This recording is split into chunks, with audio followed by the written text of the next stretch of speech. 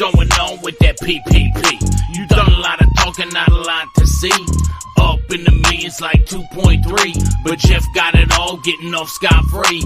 Try to talk tips like we talking about stock, but you're talking about men printed on called stock. When you open your mouth, I take it with a grain of salt, cause the market's down and you're a clown, it's all your fault. You ruin the hobby I love with your bullshit. Jeff Wilson, Jeff Wilson. You ruin the hobby I love with your bullshit.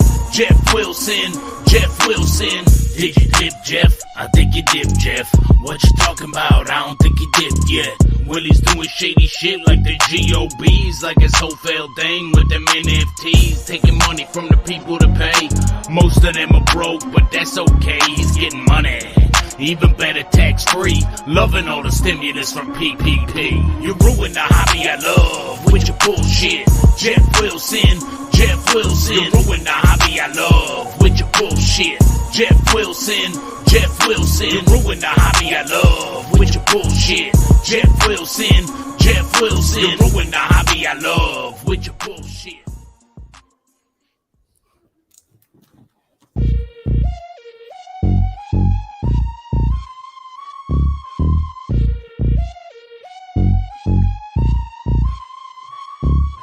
B-side on the beat.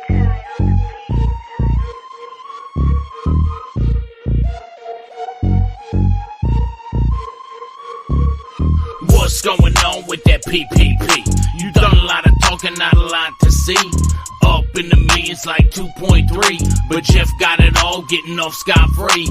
Try to talk tips like we talking about stock, but you're talking about men printed on called stock. When you open your mouth, I take it with a grain of salt, cause the market's down and you're a clown, it's all your fault. You ruin the hobby I love with your bullshit. Jeff Wilson, Jeff Wilson. You ruin the hobby I love with your bullshit. Jeff Wilson, Jeff Wilson. Did you dip, Jeff? I think you dipped, Jeff. What you talking about? I don't think you dipped yet. Willie's doing shady shit like the GOBs, like his whole failed thing with them NFTs, taking money from the people to pay. Most of them are broke, but that's okay, he's getting money. Even better, tax-free, loving all the stimulus from PPP. You ruin the hobby I love with your bullshit. Jeff Wilson, Jeff Wilson. You ruin the hobby I love with your bullshit. Jeff Wilson, Jeff Wilson. You ruin the hobby I love with your bullshit. Jeff Wilson, Jeff Wilson. You ruin the hobby I love with your bullshit. What is going on, everybody? Hopefully, you guys are doing well out there. That is right. It is another Thursday night here on Sports Card Radio. We are joining you live here from the great state of California and the rest of you from around the world. We are joined by super producer Tim in the background, inching his way up maybe to 4.3% equity in the great Sports Card Radio. We're still awaiting a phone call from somebody with a 9-figure bank account to make a full and coherent and great offer for Sports Card Radio, in which we'll immediately accept payment and distribute the equity portion to the other owner who is joined with us every single week. That is Ryan. What is going on? Everything's great. I see the chat is super fired up for what has been one of the, I can't believe I'm saying this, one of the bigger weeks in sports cards in a long, long time. I see Bob Boozle in the chat, Living with LT, Rick Galves, J Family, Eric Young, Johnny Cakes. Shout out to all of you guys. Fleer. So everybody's super fired up. We got a lot of things happening kind of in the card world and also, on the diamond that's spilling over to the card world. We have Mr. Golden Boy hurt one of his pitching elbow. And looks like he's not going to be pitching for a while. But by the grace of some doctors, maybe some painkillers, I don't know how that really works out. He might still be able to hit some home runs. So we'll see how that goes. Wander Franco cards, guys, are tanking by the minute. $134. This card sold in June. So before, obviously, all the drama with Mr. Franco. This was a $134 card, PSA 9. Bowman Sterling autograph. This card is currently sitting at $30 with buyer's premium with an hour left. So if you believe in Wander Franco, let me tell you, I looked up a few cards. His cards are taken pretty fast. So I think some of the realization is setting in with Franco. Obviously, a completely different situation with Ohtani. He is hurt, and it might only impact him on one side of the diamond. I'm not a doctor. I'm not a medical expert. So we'll have to consult maybe somebody later on in the show with that. But we obviously have a ton to talk about. Those are almost like, the third and fourth subject of things we can talk about. We've got Brian Gray. A little bit of drama spilled out. This guy, whoever this guy, an actor, Ari Lehman, said that, hey, I didn't sign these. He later followed up and said, hey, we worked things out. But what happened is an email was displayed that says Brian Gray is no longer with Leaf Trading Cards. And to my knowledge, Brian Gray has not responded to this, so we'll get into all that. What could that mean? If Brian Gray leaves Leaf, I guarantee he's not leaving the sports card world. That's my only bet. And of course, we will talk about, this is our first live stream since all the happenings, guys, with the NFLPA. We've got probably, as always, kind of a unique take on things and how things are being covered and what's true or not. If we got time, we can get into the career of Backyard Breaks. Could it be over soon on the popular streaming site Whatnot? We can get into that. We were at a card show this weekend. Here it is, picture up top. Here's some stuff that I bought. We can get into a little bit about that, talk about the show. And I have a point I want to highlight about shows. Speaking of card shows, besides the Burbank show, which I believe is coming up maybe next weekend, this is literally going to be one of the best card shows in the entire state of California. There's going to be over 350 tables, free parking. It's in an old Forever 21. I don't know if everybody's had those or knows what those even are, but that's like a teenage clothing kind of, think like Old Navy or Gap or one of those stores. And so Forever 21 closed. They haven't been able to rent it, but every 2-3 months, there's a massive card show, 350 tables, all kinds of stuff. This is literally one of the best card shows in the entire state of California. Whether or not we'll be there, I'm not sure. September 29th through the October 1st. But just to give you guys kind of a heads up, if you were in the area, if you're planning a vacation, Fairfield is close to the Bay Area, San Francisco, but it's also close to Napa. So you could bring your wife, drop her off at some wine tasting, and then go spend several hours at a card show. I also don't let me forget. I want to get into who do we get asked about the most whenever we set up at a card show. I bet that the answer would actually surprise people. I bet there's some obvious answers people are probably thinking off the top of their head. And it's literally none of these 5 people that we actually get. When we go to the card, when we set up at these card shows, this guy gets brought up almost nonstop. So maybe we'll get into that. But I thought, before we get into Leaf, our boy Kobe, I brought up this card for a couple of reasons. It is 8/24. Mr. Kobe also had a birthday. I think it was yesterday. Yeah, it was yesterday. A lot of Kobe stuff going on. They announced a statue outside Staples Center that they'll debut in February. We love Kobe. We miss Kobe. One of the reasons why I do bring up this card, though, is because this is actually an unlicensed card. And Sage, boy, they really towed the line there by showing that Laker uniform. Usually they do a better. Here's the picture of the back, and you could see, can't see the this is Terry DeHare. I believe that he's playing for the Kings right there. There's Kobe. You can't see any logos there. This is a better version of an unlicensed card. As you can see, you can't see any of the Lakers logo. And then look at what they do on the back. Whoever's guarding Kobe literally blocks out the Lakers jersey. And I think if this card was made today, they would also airbrush that NBA logo out of there too, because that's obviously trademarked. And you can see nowhere on the card does it say Lakers. It says Los Angeles, L. So I just thought I'd bring up these cards because these actually are unlicensed cards, and it is something we're going to be talking about heavily. And is there a possibility that this year we're going to be seeing cards that look more like this than what we are currently used to? So you ready to dive into the world of sports cards? Yeah, what are we starting off with? Are we starting off with the Brian Gray? Here we should start with Brian Gray. Okay. Let's start with Brian Gray because we are going to be talking about unlicensed stuff, and his name will probably come up a lot. And I figure we better start with this. Okay, and then get to bury the lead a little bit and get to the. We'll get to the NFL stuff.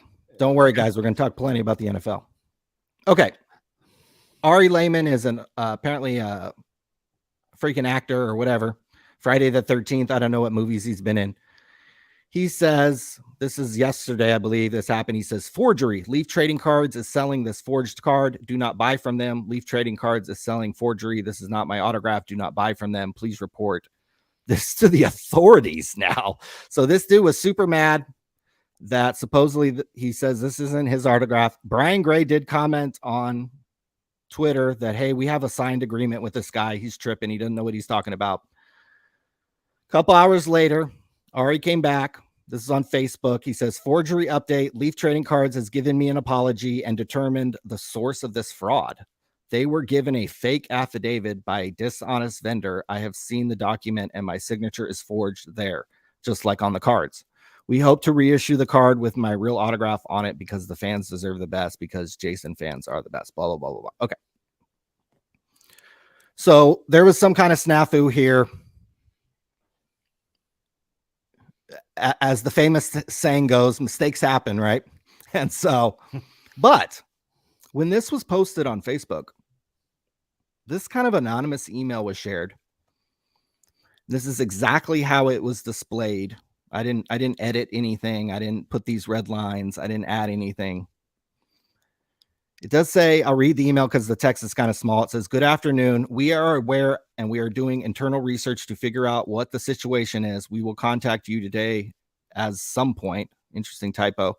Brian Gray is no longer with Leaf Trading Card. So myself or Josh Pankow will handle going forward. Couple people, this came out right at the same time. Brian Gray responded to this. He never responded to this. There were Twitter accounts that, kind of were messaging him. So I want to kick it to you. What do you make of this? Is it possible? I know that you may or may not have been in contact with Brian Gray over the last 24 to 48 hours. True. What do you make of this situation? Do you think it's possible that he's out at Leaf Cards?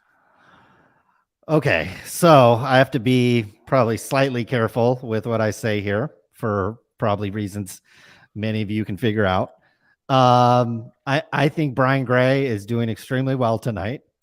I think Brian Gray is probably feeling as good about not only his position financially, but probably his position in the sports trading card world.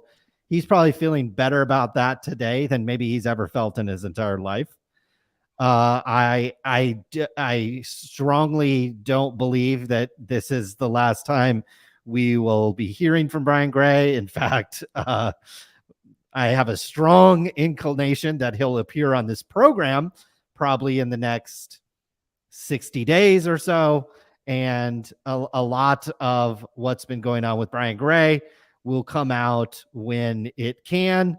I think that if I was Brian, I'd be incredibly excited, and I would be incredibly excited about the future of not only his career, but also sports trading cards And that's just me speculating. I may or may not have talked to Brian Gray over the past couple of days. I may or may not know things that I can't really divulge here on the channel. But I will let Brian come, share whatever he feels like sharing when he feels like he wants to come out with that. And but I think this is the last we've seen of Brian Gray in the hobby? Is this the last we've seen of Brian Gray in the trading card community? I would say actually absolutely not. I would say actually in a lot of ways this is probably more of a beginning for Brian Gray than it is any kind of closure.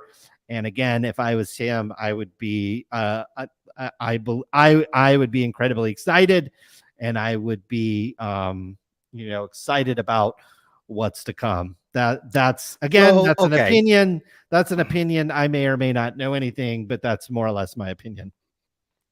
So he's either got an all-inclusive trip to a strip club that's being paid for, or are you trying to say, I mean, did Michael Rubin get to him? Is it possible that Michael Rubin, let's just talk in hypotheticals. Did Michael Rubin get to him? And I think is he going over to the Fanatics? Here's what I would think is what hasn't Michael Rubin, if you look at his MO in terms of licensed sports, what does he do? He buys Windcraft. He bought Majestic. He can't buy Nike, but he basically gets it a way to where he can make NFL jerseys too. He has bought some other trinket companies out there. He bought lids. Like this guy rolls up the entire industry. And then when we look at the short history that they've been around in trading cards, they bought PWCC.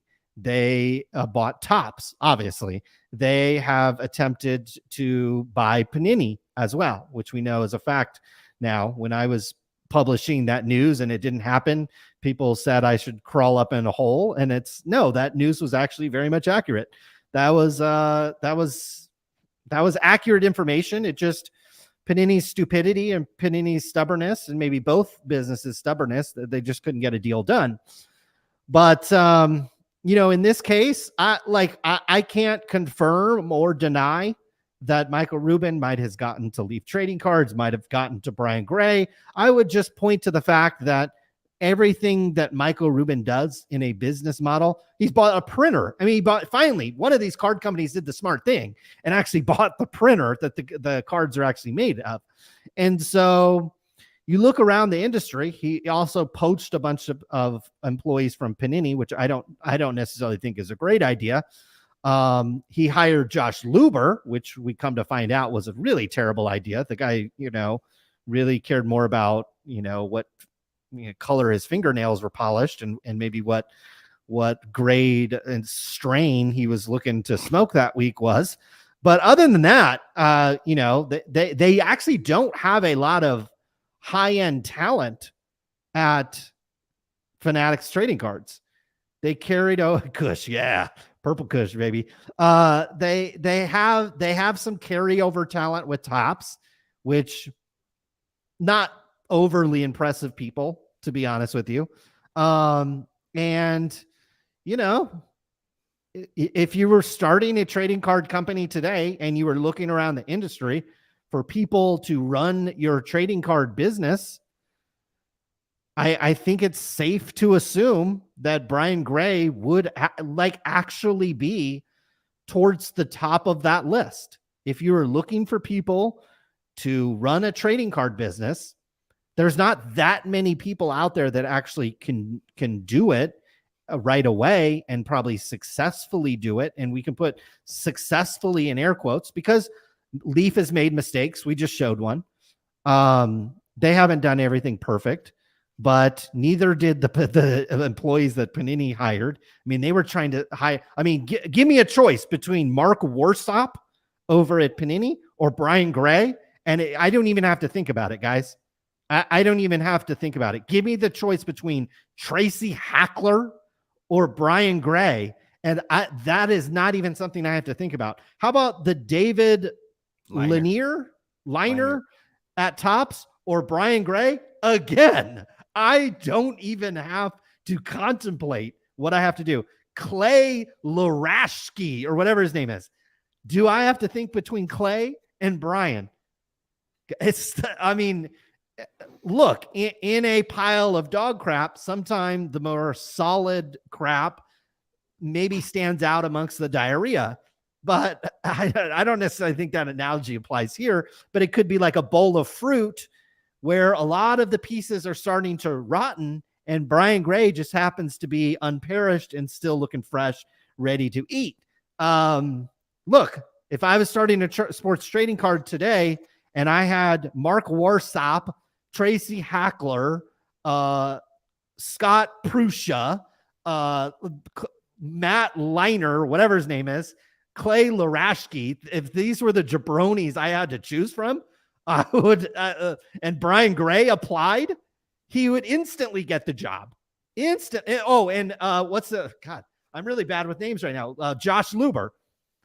So you have those guys apply to run Topps trading cards, and then Brian Gray actually applies for the job. He gets the job 100% all the time. Okay. So I'm not saying that's what's happened. I'm not saying that I know that. I'll be honest with you. I don't know if that's happened or not. I don't know. I don't know. Brian Gray did not tell me specifically what happened. It's weird. I don't know what happens. I want to make it clear. I don't know what has happened with Brian. He has not told me specifically. What I will say, though, is he was in a very good mood. I'll just say that. Okay. It's weird. There's some typos in this email. Leaf trading card is weird. Josh Pankow does work at Leaf. It would be a weird thing to make up. Like it would just be a weird thing to make this up. So that's why I did. And then you did talk to BG. Didn't sound like he was very specific on what his plans were, but like if this is Scott Jordan and he says myself or Josh Pankow, it's interesting. If you got this email, if this is you who got this email and you want to further confirm this, I'm not trying to blow you up or make you, ruin whatever kind of situation. I don't know what the problem was here. This is, it could be in risk. It could be in regards to it this. wasn't in response to that. It was in response to that. And so it was in response to that. Brian Gray is no longer with Leaf Trading Cards. So myself. So this could be Scott Jordan. It could be Greg Cohn. It could be Greg Cohn, the old Upper Deck employee. Could be. But you got to wonder. Well, to me, it then opens up. Okay, if Brian Gray is moving on, did he sell this? Is it, and then all of that kind of drama. So it's a real. Brian Gray's, I'm sure, going to come out with something in the next 30, 60, 90 days. And I'm sure he's going to stay in the trading card world. It's just weird that he responded to this, but he didn't respond to this. And he hasn't been on social media since this. He's kind of been hounded about this. So I don't know. And I think normally we would read into these situations and we would go off the deep end, maybe a little bit like what we're going to do with the Panini thing. But just based on my communications with Brian, and this is not just this week, this has actually been maybe a longer term thing that he and I have kind of just privately talked about. This doesn't shock me, and he did not sound like a man in distress. I'll just put it that way. Sounded like someone that is in a good place in his life and just needs some time for some days to pass, maybe weeks, maybe even months to pass before he's able to fully talk about something like this and really fully discuss it, because sometimes time needs to go by for this to be cleared up. And I think if we just wait, it'll all become apparent. It'll all become clear. And I think the odds of Brian leaving the hobby, the odds of Brian having his last days in the hobby are very slim, maybe unlike a waistline of myself these days, very slim that is possible at this time. I think we will see Brian again, and we will see Brian in maybe a form where we have not seen in maybe at least a little while. All right. So they made a mistake. Within that mistake, this email supposedly gets leaked. And to my knowledge, nobody at Leaf and or Brian Gray has responded to that. Yeah, I can't confirm or deny anything in that email. In fact, the time I spoke to him was before I saw this, but I will say after seeing that email, it makes I would say the odds of that email being authentic are probably pretty high, is how I would say it. Okay. So in light of that, everybody knows what happened this week. I'm not going to spend a whole lot of time recapping it. But the NFLPA, they care about you guys so much. They care about your cards so much and your collection so much. On Monday, they didn't come out with a press release. They didn't let you guys know what was going on. They didn't write an article. No, they sent some internal communication to football agents. And this was what was sent. The PA, they terminated their trading card agreement with Panini effective immediately. And Fanatics were now the owners of the NFLPA license. But also remember that there are 2 licenses that you need to make trading cards. So you can have a player license or an entire Players Association license. But in order to show the Cincinnati Bengals logo, the NFL logo on that jersey, the Bengals team name, you have to have also an NFL license as well. So that's why this Joe Burrow card looks like he's wearing a Browns hat or Browns helmet, because Leaf only has a license and an agreement with Joe Burrow and not the NFL and or Cincinnati Bengals. So the PA, one side of the license, the people who control the name, likeness, image of the players, said, hey, we're kicking out Panini. It would effectively be 3 years early.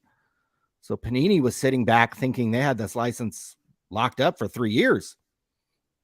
No. The NFLPA says, no.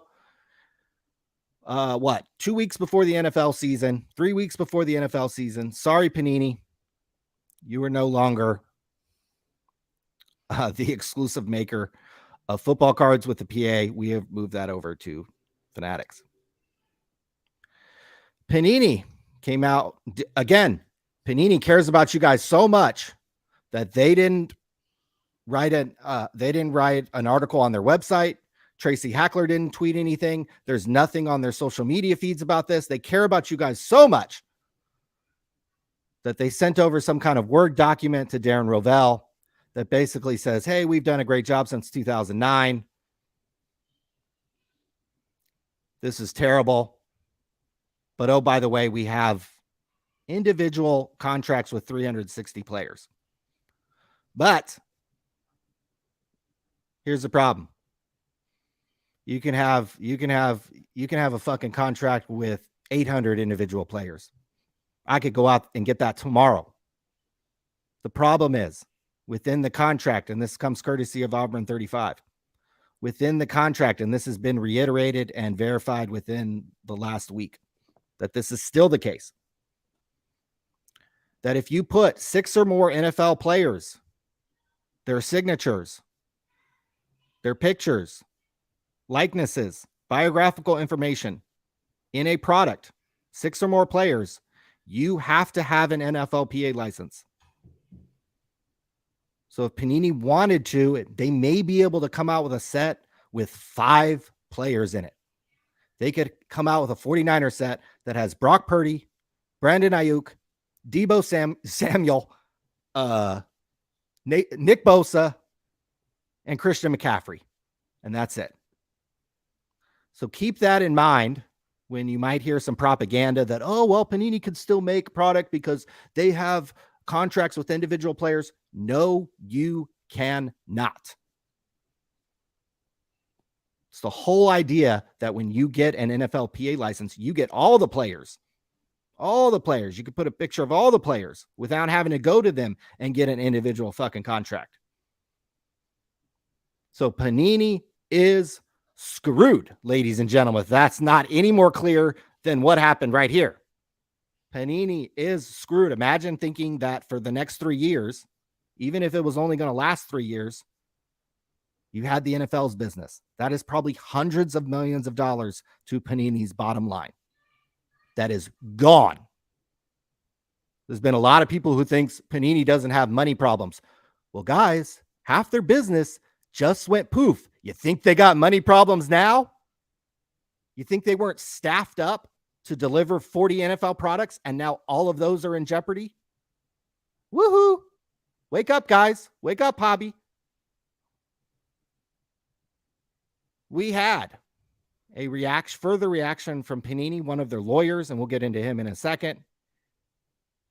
And again, we're going to reiterate this quite a bit. I want to drill in this point. The quote I'm about to read is from a lawyer for Panini. Okay, so he's obviously going to have Panini's best interest at heart. He's probably not going to share any of the bad stuff. It would have been nice when this was reported if anybody in the hobby fucking could just mention that this guy's job is to make Panini look good and to represent them, and that this may not be the full truth and the whole truth.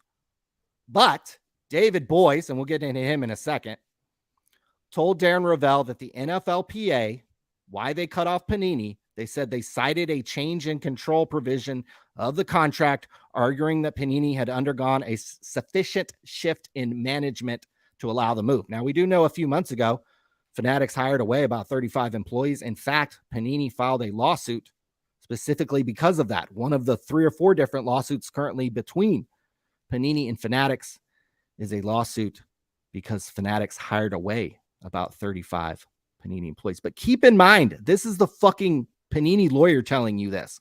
And who is that guy? David Boyce? Who is he represented? Who this everybody's, oh, they've got a well-respected lawyer. Oh, he represented Harvey Weinstein. And now, hey, everybody is welcome to their defense. Everybody is legally, can legally have a defense.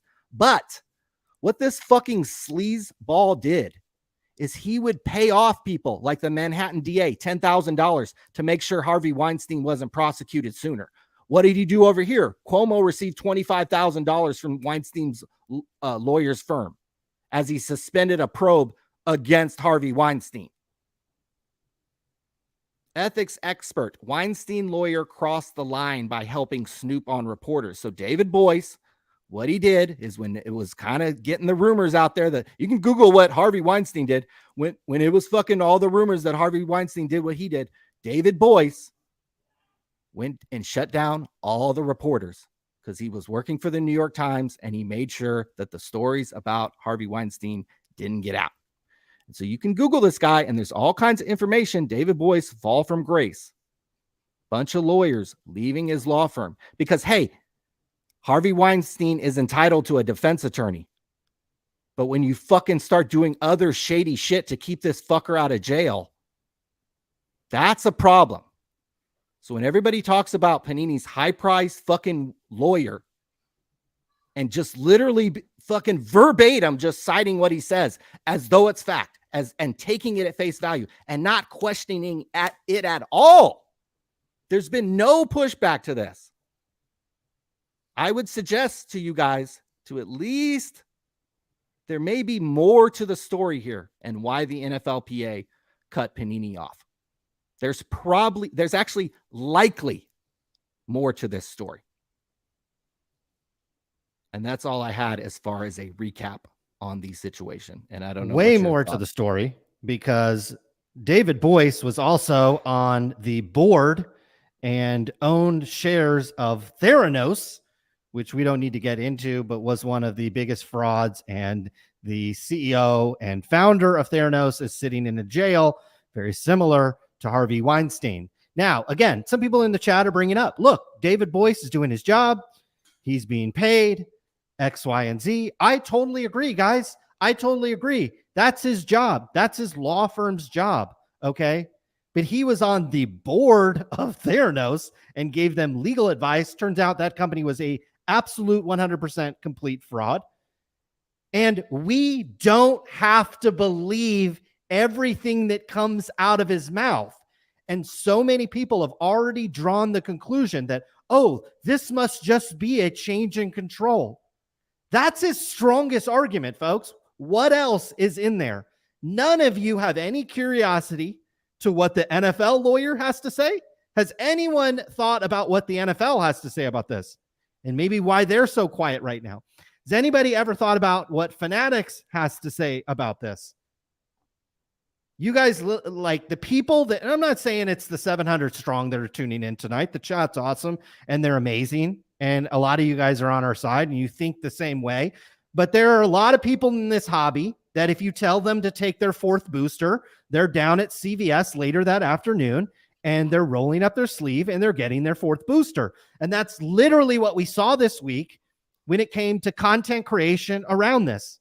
David Boyce got up and said, guys, this is a change in control. It's not financial problems. It's none of that. It was a change of control, and we're going to go to court. I already saw people say, oh, well, Panini will get an injunction, and Panini will be able to make cards, and it'll be no big deal, based on what David Boyce told you, okay?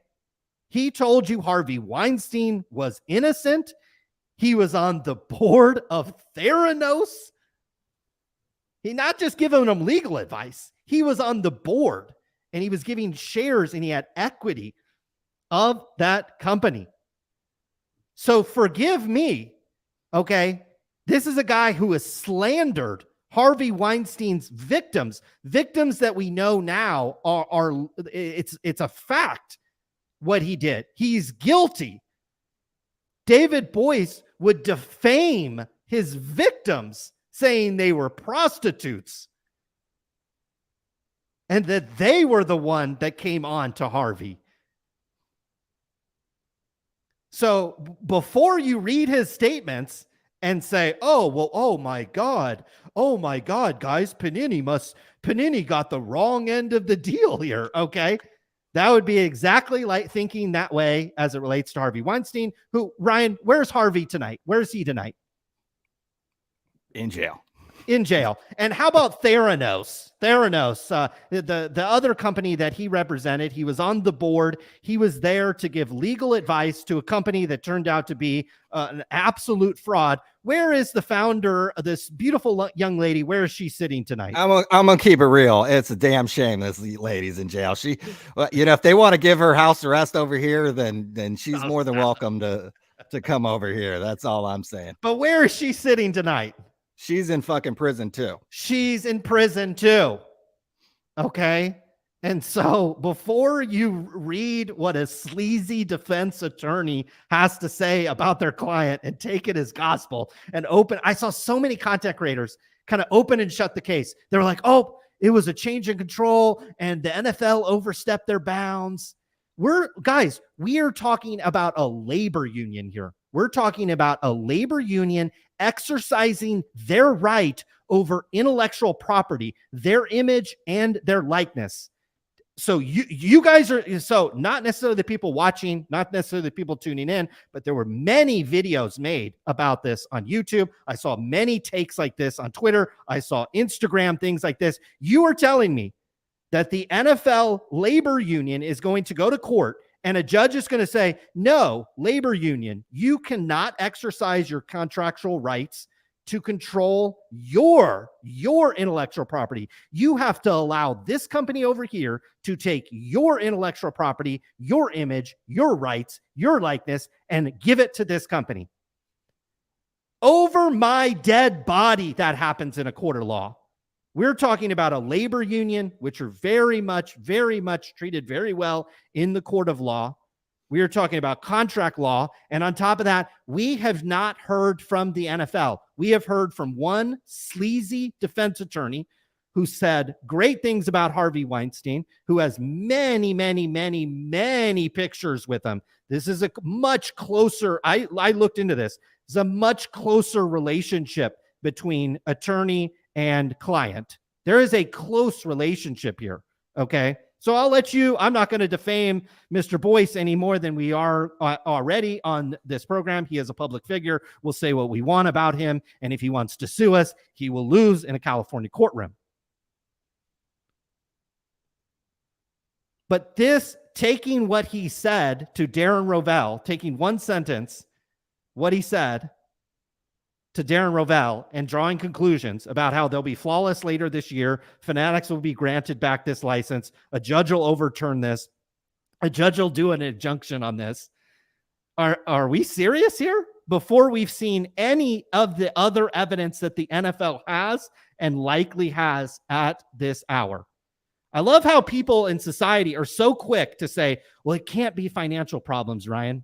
It can't be finance. I mean, if Elon Musk was the owner of Panini, this would, the same thing would be happening. If you actually had somebody very wealthy running Panini, this same thing would have happened. He couldn't have reached into a check and made the NFLPA happy.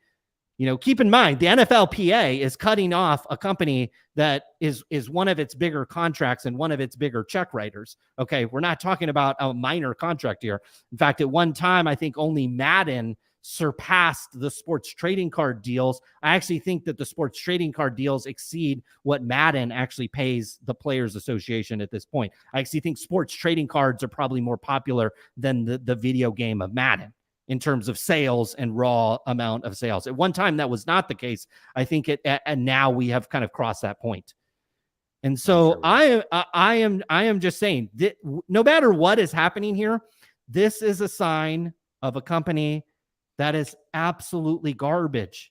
Okay. And the fact that people are taking this is very much like Harvey Weinstein is Panini and the attorney is the same guy. And people literally clocked in this week on YouTube and on Twitter and on Instagram. And we're defending Panini, who has millions and millions of dollars of outstanding redemptions that people out there are waiting for. Well, look, people don't have to be think that Panini was financially healthy before. Again, I want to reiterate, they literally lost their biggest contract and most important contract that they thought and probably were planning to have for the next 3 years in terms of staffing, in terms of the money they have to loan, in terms of all the liabilities they owe to players, the 360 players. They planned to have this license for the next 3 years, and now that is cut off. So now, if they weren't in financial trouble before, they probably are now. So if you are owed redemptions by them, you need to screenshot that your account. I would also record it. I wouldn't just screenshot it. I would also record it, especially if these cards have any kind of value to you. They probably are likely not going to be able to print NFL cards anymore because Fanatics controls the printer. So all of your redemptions that are outstanding, you're going to get replaced likely by some other sport. That's my guess. Now, some people were surprised on Panini's website, they're selling product. I'm not surprised that we've seen this happen. Guys, people have gotten cut off before in the licensing world, and they are allowed to sell their product. And abruptly, it happened to Upper Deck. It's happened to Panini in hockey. It happened to Upper Deck in 2009, 2010. They even got sued for it. It happened to Tops in football. It's happened to Tops in football. You are allowed this stuff that's already made, already fucking on the website, already basically probably ready to ship. It's going to sell. It's going to go out. Okay. Period. Now, when we start talking 2-3 months from now in the bulk of the in the NFL season, and they're done with whatever sets they've already printed, which is probably only 2 months worth of stuff. We're probably talking about a few sets. Nothing good. And what's this luminance stuff? This stuff is garbage, I bet. Garbage. Look at this stuff. Garbage. That's what you're buying? College uniform rookies? This is what you guys are freaking out about? This? Garbage. So yeah, they're going to be able to get rid of this fucking garbage sets because this is historically what has happened when a company has lost a license. They don't just have to stop and burn everything they've made. Yeah. And I don't think anybody, I don't even know if that's that great of a talking point. I think the fact is this is a company that just lost one of their most important licenses. It also makes something that we're not talking about. It makes their other license, the NFL property license, which you're allowed to show the logos, the 49er logo, the Bengals logo. It basically makes that license worthless as well. And that's a license that costs tens of millions of dollars every year too. So do you just continue to pay that, or do you walk away from that license as well? The player's license essentially makes another license that costs millions of dollars, makes that license almost moot and worthless as well. And so again, Ryan brought up the point. If you have redemptions, if you have any liability, if Panini owes you anything, screenshot it. Try to get him to send you an email. Write him an email and say, send me the list of my cards that you owe me. Send me the orders that you haven't sent. Like, try to get as much in writing that this company owes you, because I would not be sitting here very confident, particularly as it relates to redemptions. This is a company, even when they had the licenses, could not fulfill the redemptions in a timely manner or a very good manner. And now they are losing these licenses and having them stripped away. We can have a discussion, and everybody can have a discussion, whether that license was stripped away legally, whether it'll be granted back to them, whether it was for this reason or that reason. The point of the matter is, no matter what, whether it's in 2 years, 3 years, or immediately, this is a company that does not have the ability to make NFL Players Association cards. That means any NFL card that you have sitting over at this company means it is likely not going to be fulfilled. And on top of that, not to be the fearmonger and the bearer of bad news, but I have an excellent source telling me, who's been accurate with everything that they've given me from a source perspective. They told me, and I quote, the NBA is next. So the NBA is going to be doing the same move that the NFLPA did. Okay. And so when that happens, I don't know. It's its own leagues. It has its own attorneys. It has its own due diligence process. It has its own contract. But I have word from a very good source that the NBA is going to do the same thing. Whether or not it is just a contractual obligation violation, I don't know. But if I am one of these leagues and I'm a players union, I would walk into any courtroom and challenge a judge to force me to take my intellectual property rights, my likeness, my image, and give it over to another company that I'm willfully trying to take it away.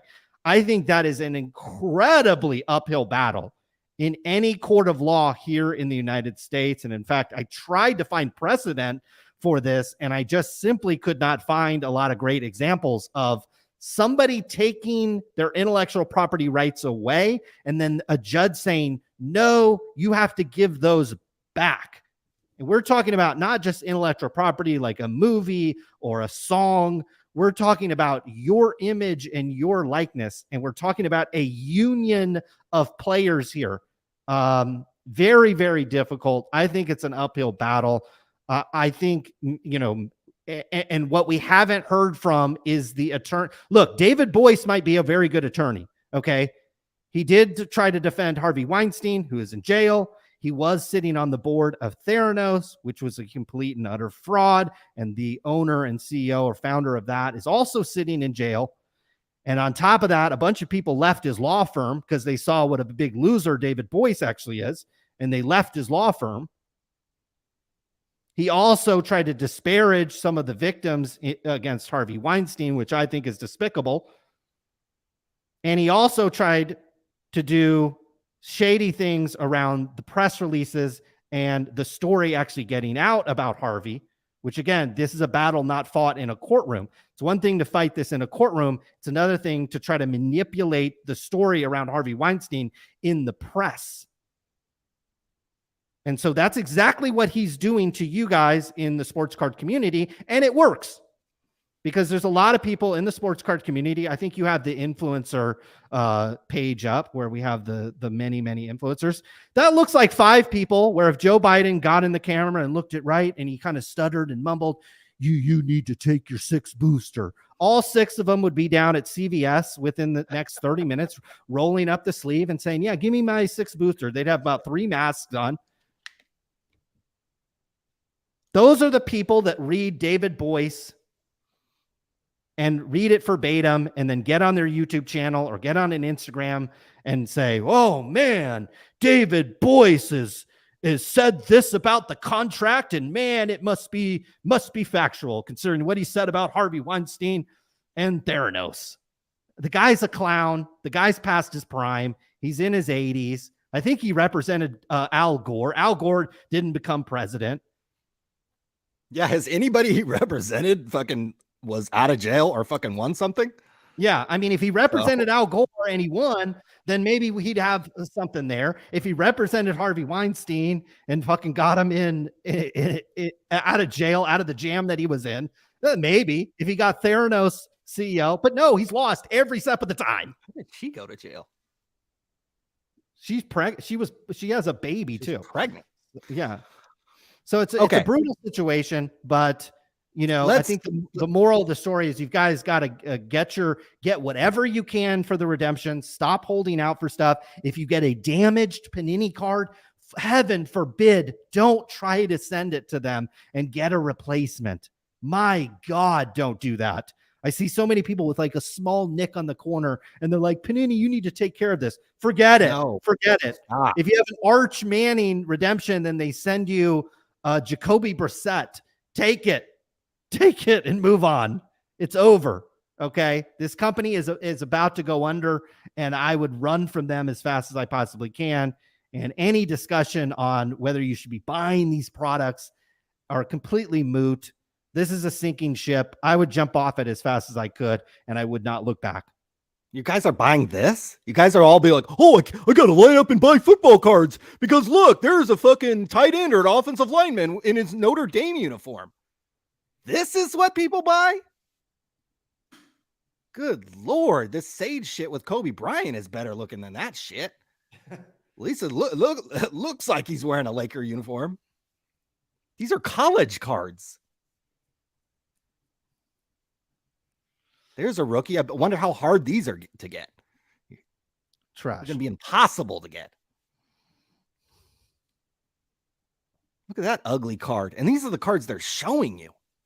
It's just a base card with a fucking not Fanatics jersey on it. Josh Allen didn't come within 300 miles of that jersey. So I think people live and die by this stuff. Live and die by these cards. They want to see these rookies. Isn't this one of the golden boys this year? CJ Stroud walked past me on the street, wouldn't have any idea who the hell it is. But anyways, this is what people are after. $96, 30 minutes left. This is likely after we get through this trash that they're throwing at you guys over the next couple days. Oh, should I get on there? I couldn't believe how many comments I read. Should I get on there and buy Luminance? You guys are going to go buy this trash?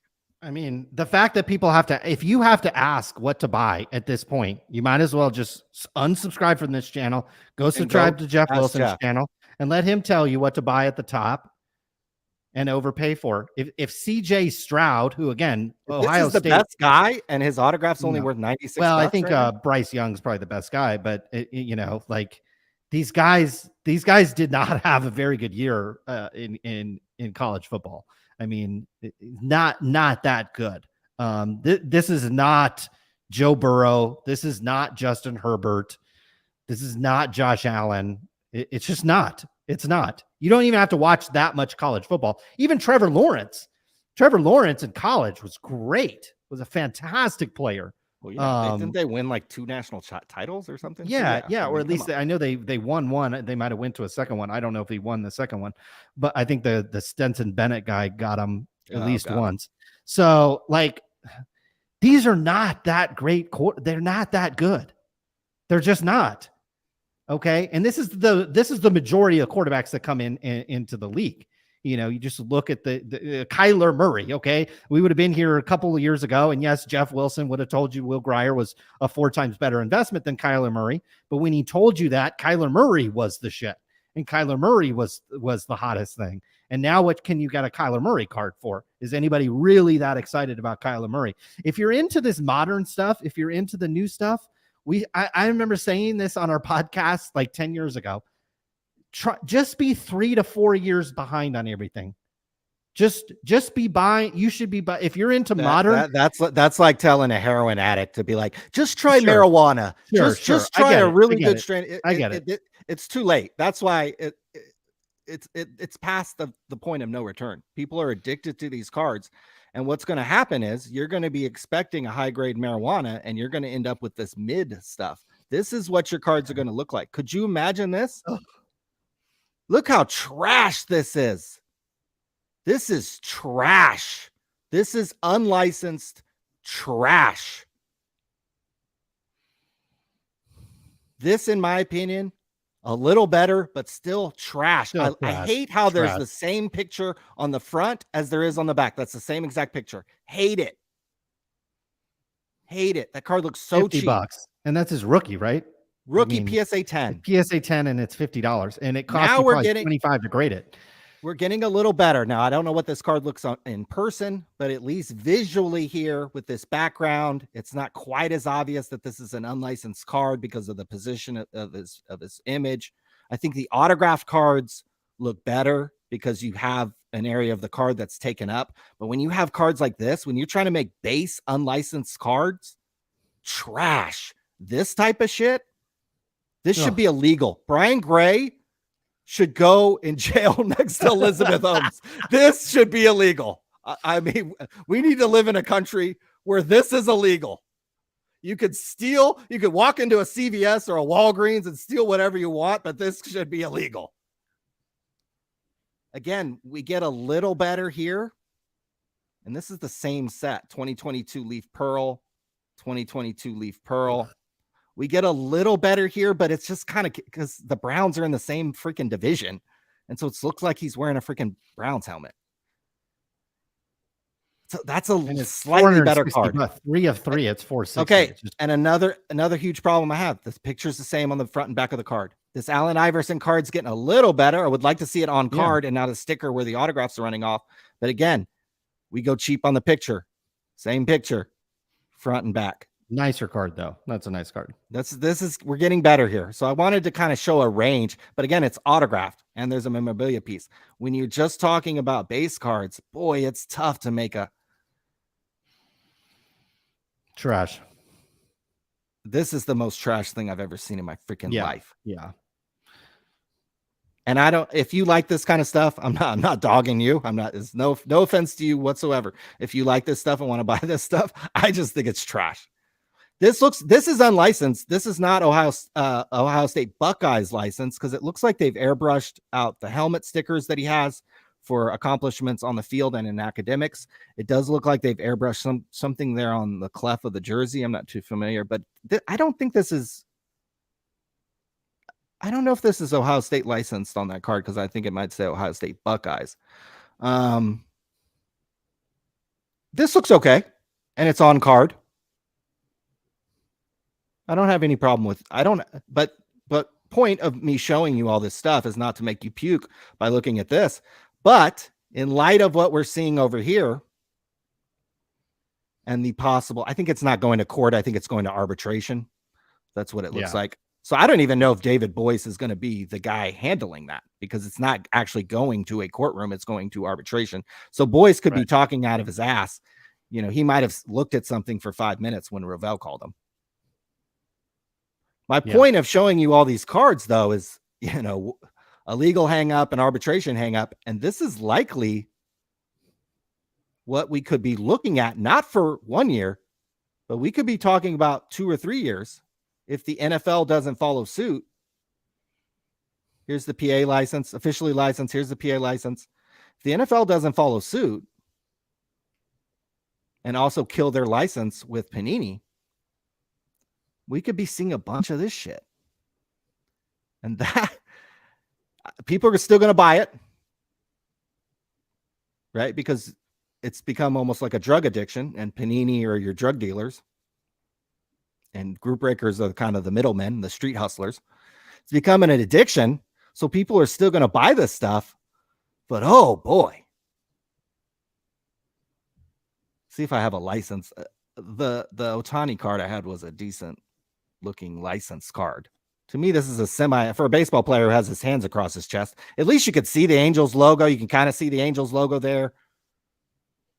I mean, it's like a brand thing. It's like, Rolex makes watches, and then Tudor is almost like a sister brand to Rolex. And a Rolex Submariner, most people know what that is a $10,000 to $15,000, $20,000 watch. Tudor makes one that from 15 feet away, if you're not a watch guy, looks exactly the same, but good luck getting over $3,000 for it. It's really more of a branding thing. It's it's a status thing. People are spending, really good money on this type of thing. I would say it's probably less about design as it is. Like if that was an Upper Deck card, it would be way more than $19. Same with the Allen Iverson card is probably an even better example. If that was a Topps or an Upper Deck card, it would be well north of $69. It's just kind of a brand, a status. And I get that, like, when you're buying, these are discretionary things that you're buying. And so it totally makes sense that you're willing to pay up more for a brand, pay up more for something that is a little bit different. And Leaf is just not going to be able to get that premium, just like a Kia can't charge as much as Tesla, and Tesla can't charge as much as Ferrari. These things, this exists. And so I think the main thing that collectors need to understand at this point is there could be some massive changes. It is not a good sign when a company, it's never been, in our experience in this industry, it's never been a good sign when a license gets stripped away from a company, because it's basically the NFL players who really all they're trying to do is make money with these agreements. They basically just told another company, can you stop paying me? That's basically what they told Panini. Can you stop paying me? And in some cases, it's can you stop paying me because Fanatics is going to pay me. And so I get that. But we saw this with Fleer. We saw this with Donruss. We saw this with Topps. We've seen this with Upper Deck. This has happened to every single company. Licenses have gotten pulled away, and it always happens kind of in the middle of the night, and the companies always feign ignorance to it. I remember when Topps lost its football license, all the stupid Topps employees on Twitter and whatnot were, they was almost like they were like a little girl in the corner. They were like, oh no, it got stolen from me. It's like, no, if you had a real business person running these companies, this would not happen. If Panini had a real man or a real woman running their company, this would not have happened. And I don't care what the reason is. None of the reasons are good. We saw this with, again, when a license gets stripped away from you, it's never a good sign. It took Michael Rubin coming back from the dead and buying Topps to get Topps back into the NFL. The NFL said bye-bye to Topps, kicked them to the curb, went to Panini, and it wasn't until Michael Rubin came back into the picture. Michael Rubin didn't even own Topps at that point. He just went and got the license. He didn't even have a trading card company at that point. So it just shows you that these leagues, like what Michael Rubin literally got the license away from Topps and Panini. And at the time, he didn't even own any trading card brands, and he never has made a trading card in his life. So it shows you what he was up against. He was not up against steep competition in this. No, the fact that he could go to the leagues, and yes, he has connections at probably all of these leagues based on the business that he already does. But so does Panini. So does Topps, presumably. or they should, considering how much their business relies on these Topps sports. had a relationship with Major League Baseball since the 1950s, and they got cut off. And they got That's cut off. why And nobody should be surprised. Topps was about what to happened. go public. Topps was literally about to become a public company. And they got their license stripped away like weeks before they were about to become a public company. And it all from a guy who literally never made a trading card in his life and didn't own a trading card brand. So like when we disparage the leadership over at these companies, it is with good reason. And the fact that people are clocking in, and I say people, influencers in particular, are literally clocking in and defending Panini, supporting their legal argument on Twitter, on Instagram, on YouTube, from an attorney that represented Harvey Weinstein and the Theranos founder. And he was not only defending Theranos, he was on the board of directors. He not only defended Harvey Weinstein, he encouraged and tried to cover up his crime in the court of public opinion, not just the court of law.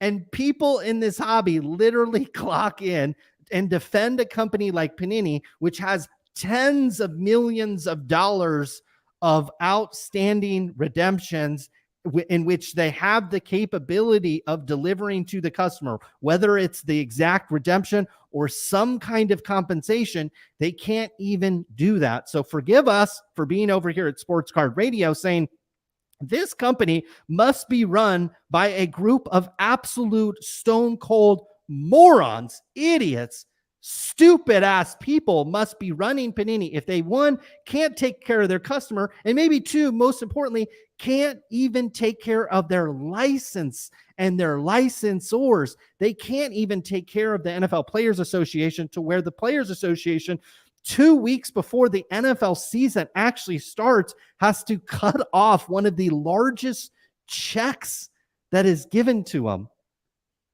This is not a situation, guys, where we get on and we start defending Panini and we start saying, should we buy Luminance? I saw a lot of people, does this mean National Treasures is going to come out? Do you really want to buy National Treasures from a company that is likely headed for bankruptcy?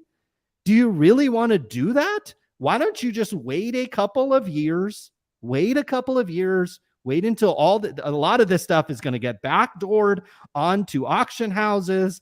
I mean, if PWCC was still run by Brent, he'd probably have half of these sets up for auction this week. Just wait. There'll be a fire sale. Most of these players at that point, you'll figure out who they are, and you can just wait and wait and wait. And look, I understand patience and discipline. Nobody talks about that.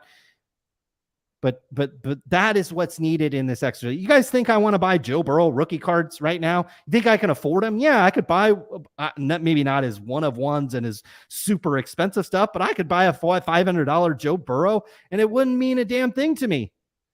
But I'll wait and wait and wait. Even if he wins Super Bowls for the Cincinnati Bengals, his cards will just get less and less popular because this hobby is trained to go to the CJ Strouds or whoever the Auburn quarterback was this year, or the Alabama quarterback this year, the Bryce Youngs, the Kyler Murrays, the Baker Mayfields, the Sam Darnolds. Every single year, it's a new guy. And you guys chase him down. And then a quarterback like Patrick Mahomes. Ryan, Patrick Mahomes won the Super Bowl this year. And I recall watching a couple of your videos. What has happened to the value of Patrick Mahomes cards over the past 365 days? Have they skyrocketed after he won his second Super Bowl and I think probably his second MVP in that game? They did not, because this hobby priced in 8 Super Bowls for him already. Yeah. So. Yeah. And he's a great player. He's got a great coach. He's a fantastic player, and he beat the Bengals this year in a game where they had five downs to get a first down. So no wonder they won. But look, he won the Super Bowl and his cards didn't even budge. And so that's that should tell you something about this hobby. You can have a player like me. I'm a huge fan of Joe Burrow. I want to accumulate some of his cards one day. I don't need to do it today. I can wait until he wins 3 Super Bowls, which I hope he does, and buy him then. So I know we're not the typical collectors. We waited till Kobe Bryant tragically passed away to start buying a lot of his autograph cards. We've been buying Joe Montana cards. We've been buying Nolan Ryan rookies. Are you buying anything this week? Is there any? You showed us a lot of trash. Is there anything that you're actually buying this week? I've been buying a lot on eBay the last couple days because it just seems like easier to win than anything else. I have about 17 things that I have for sale. So okay, $59. I paid $19 for these. So we're winning there. I like to sell wax because it's like being a drug dealer. It's like, how can you not pass that up? And then they tell you possible mantle signed cards, cut signatures, and one-of-one parallels. You could probably look at this and see how freaking hard it is to actually freaking pull those. But this on eBay or whatever. This description right there probably added $20 to the box. Literally, Right. like if the most important job at an auction house is the description writer, because you put that. There's no way I'm never going to make money on these. Like I should go buy these. Literally sell for like $29 on eBay. One quick point that I want to make, about comps and stuff, guys. Not everything sells for the same price across all the websites. This box, right? If you want, look this box up. When I bought these boxes, they were selling for $29 on eBay. But I knew for a fact if I put them on Golden and they wrote me a description like that, there's no way they wouldn't sell for more than what I paid for them, $19.50 each, and more than $29 a box. Okay. Used to do it all the time. Tickets on StubHub will sell differently than tickets on Ticketmaster. Believe it or not. Tickets on SeatGeek will sell for a different price than what they sell on StubHub. Believe it or not. Well, it's just one example. A house on the beach in California will sell for more than the exact same house, even a nicer house, 30 minutes away in the hills. So it's where you put your item. It's location. Oftentimes in when it comes to selling, and we don't discriminate, and we do like making money over here. Elvis Presley, pretty nice. It's kind of cool, but I'm not gonna pay 7 racks for that. But probably there was about a dozen Kobe autographs in the auction this week. I wasn't gonna, right. I wasn't gonna play with any of those. I did just want to bring these up because these are unlicensed. I don't think they'd be able to get away with that anymore. But these are unlicensed cards. That's one of the best pictures where he's literally covering up the Lakers jersey. You still see the NBA logo, which they won't like, but. Yeah, things have changed. Cards. Things have changed over time. We do need to check in on the Ohtani market. I looked up a bunch of Ohtani cards. His cards have not slipped really at all. Maybe there's some people fire selling these things on Facebook groups or panicking on Twitter. From the cards I looked up some low end cards worth about $50, $100, $500. This particular card has sold. It's a refractor PSA 10. Bowman Chrome rookie card, serial number 499, has sold upwards of close to 5,000. It's currently at 4,260 with buyer's premium. So that's already like if it sold for like if he didn't get hurt yesterday and then it sold for 4,260, that would be, in my opinion, be about right. So even if it gets another bid, that would push it up to 4,560. 4,560 would be a strong price for that card. Now the cards that are coming down are Wander Franco's. Realization is setting in the hobby. These people who last week were like, oh, maybe it's a good time to buy Wander Franco. Guys, there's probably, regardless of his innocence or guilt, maybe he can get David Boyce to fucking defend him. Regardless of his innocence or guilt, he's probably not playing the rest of the year. So all the information coming out about this cat is probably going to be bad. And whether or not he pays off some girls in the Dominican Republic or not, guess what Major League Baseball can do now, and what they did, I think, to Trevor Bauer, is they're just going to suspend this guy's ass, regardless if he's guilty or not. They're going to suspend his ass just for the fucking embarrassment. So this guy's not as on administrative leave, likely to the end of the season. The Tampa Bay Rays have already started taking down the banners and all association with this guy. So what do you think they think about him? What do you think they found out? That's not So good. it's not good. And even if he's able to do a payoff like Angel Villalona, like our boy Angel Villalona back with the Giants, and do a payoff for the murder he committed, even if Franco's able to pay off some girls and some families, he's likely probably facing a hefty suspension just for the embarrassment. And then he's going to come back and you guys be like, oh, thank God I bought the cards the week he was accused of touching a 14-year-old. The dumbest takes in the hobby were the people being like, oh, I think it's last week. I think it's time to buy Wander Franco. Guys, there are 12 Kobe Bryant autographs in Golden's auctions this week. There's this Elvis Presley autograph. There are a lot of things you can buy. This CJ Stroud, this ugly ass Robert Parrish jersey card. This Patrick Mahomes would be a better buy than fucking Wander Franco. So I know there were some people and some influencers trying to push people into this. Look, this card sold for $134 a month ago. It's at $34 now. It's lost $100. This is one card. We're talking about millions of dollars in value. The amount of cards they made of this cat, good Lord, they're still printing those cards of this guy. Yeah. Millions of dollars. So stop listening to the stupid fucking takes. Now it's time to buy Wander Franco. You might be able to talk me into buy low on Ohtani. Maybe. I think what Otani's a little bit different. I think we saw, I forgive me, but I think he has a similar injury to what happened to the 49ers quarterback. And the 49ers quarterback, you know, his cards, you know, were selling relatively well even after what happened to him. And it's a pretty serious injury that happened to him. But, you know, we got to see what he was all about. And, you know, I don't see any comparison between Ohtani and Wander Franco.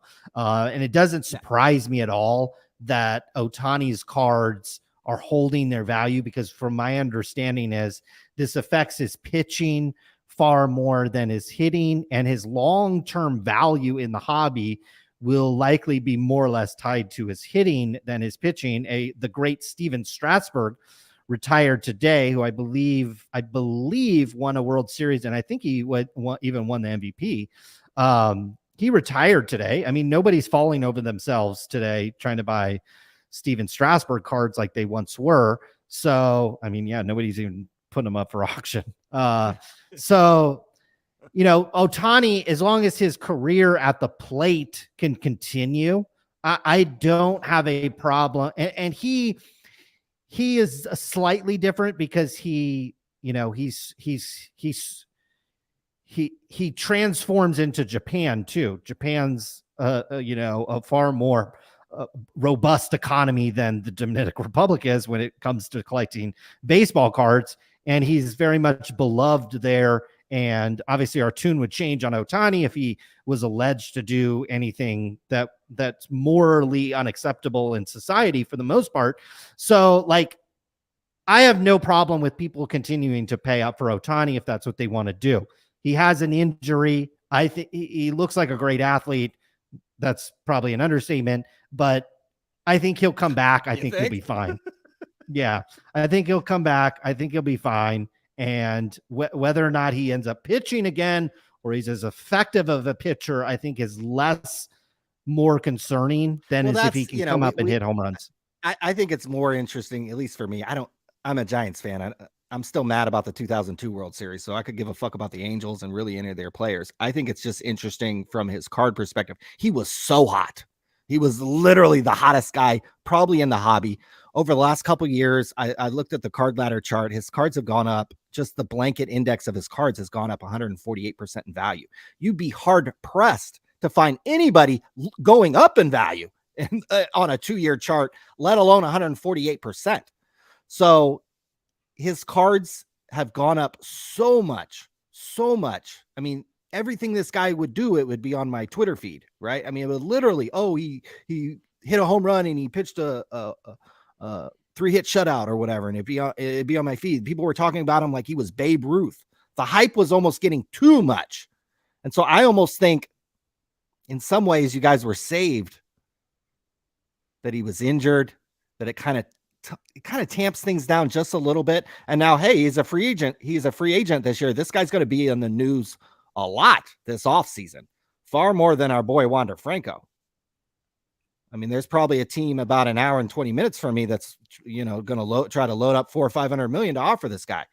The Mariners, I'm sure, the Mets, the Yankees, the Dodgers, the Rangers, any team with money is going to be courting this guy. And the Angels themselves, I'm sure, are going to want to keep him.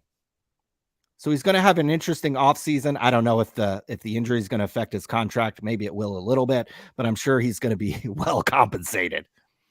How his cards will react into the offseason on a new team. I think some people think, oh, wait till he gets a new team. His cards are going to go up. Sometimes the pressure ramps up. You go play for the Dodgers. You go play for the Yankees. Now the expectation is that you are Babe Ruth. And you better fucking produce like Babe Ruth. Stanton, Giancarlo Stanton, was pretty hot in this hobby. We've seen countless. Right. Yeah. Alex Rodriguez is another. Alex Rodriguez. Aaron Judge was pretty hot this time last year too, and I don't think his cards. Well, Aaron Judge he's a lifelong Yankee, so that it doesn't really count. If he was brought up as a Yankee and has been a Yankee. When you go from essentially a small market team, and you go to the Dodgers, the Yankees, or now are making $500 million, the pressure and the expectations ramps up. Now you better be Babe Ruth. Now you better not get hurt, because now the fan base, they don't remember what you did. They have expectations that you're going to come in, win 20 games and hit 40 home runs. And if you don't do that, or if you're anything short of that, the expectations and really kind of the aura around this guy will change. So I think if he changes teams, I'd be worried. I would have been selling into the heat map. Peak? Is this the peak in Ohtani? Like, is it? I mean, like, I would actually look at it as this maybe the time to sell when you have cards going up 100% in a stone cold bear market in trading cards. It's showing you that there's a lack of sellers of his cards. Is this the time to? Is this? He's almost 30 years old. This is not a 23-year-old guy. This is a 30-year-old guy, 29-year-old guy. Sure. That's already had a couple injuries. He already had Tommy John. Now he's got the UCL. He's probably at some point going to have to stop pitching or be a reliever. There are going to be other players. There are players in the Giants organizations that are going to be two-way players. This is not going to be as unique as it is now. There are a lot of players. This probably offends some Ohtani collectors. Guys, there's a lot of players that could have been two-way players. It's just not a thing. Yeah, but I would argue that he is an iconic baseball player at this point. Well, where we put him among other baseball players, I think it depends on, like, I'm not going to sit here and say I have the knowledge of a lot of, even you at baseball, or certainly the people that are tuning in. So I'm not going to embarrass myself and try to rank him among other baseball players. I just think what we're looking at is one of the best baseball players that we've seen over the past probably 10 years or so. And, is going to go down and have likely a great legacy, as long as he doesn't ruin it off the field like many have. And as long as he doesn't take some little juicy juice and saucy sauce to help that elbow out over the off season, or however long he needs to rehab it. Look. They said the same thing about Mike Trout. And now the guy gets hurt every year. Ohtani's 30 years old. He's now going to be coming off a major injury. In my opinion, now's the time to sell. He's going to get a large contract. He's going to perhaps move teams. The pressure, if he goes to a Yankees, a Dodgers situation, the pressure, the media attention, and what he's expected to do will ramp up. He can't just hit 30 home runs and be a decent pitcher.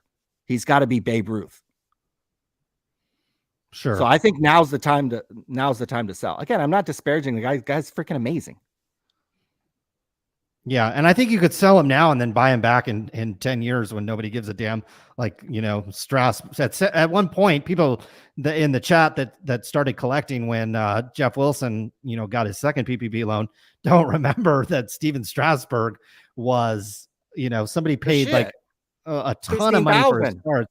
Brian Gray spent 20 on this. No, Brian, that's the funny story. Beckett has deleted the article. I don't know why they did it, but Brian Gray bought this card for $20,000 back in 2010, and it was absolutely absurd to think about back then. A Michael Jordan fucking PSA 10 was like $5,000.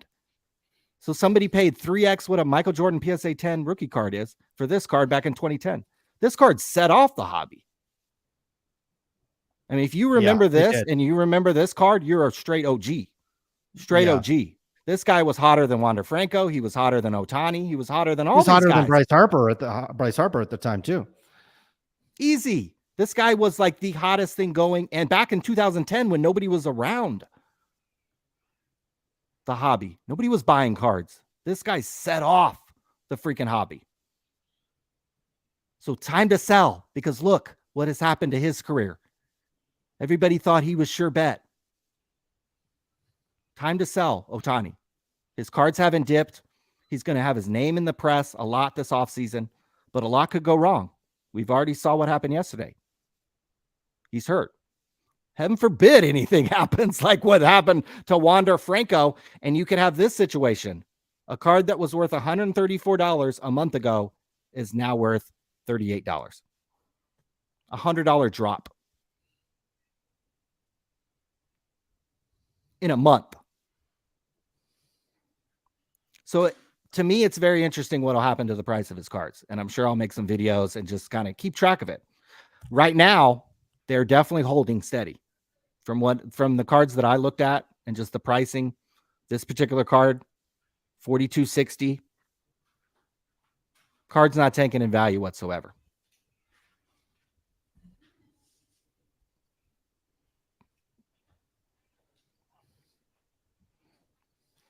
What else do we want to talk about? Well, I think we covered we covered a lot of ground here, and RIP Bounty. Should we talk about this real quick?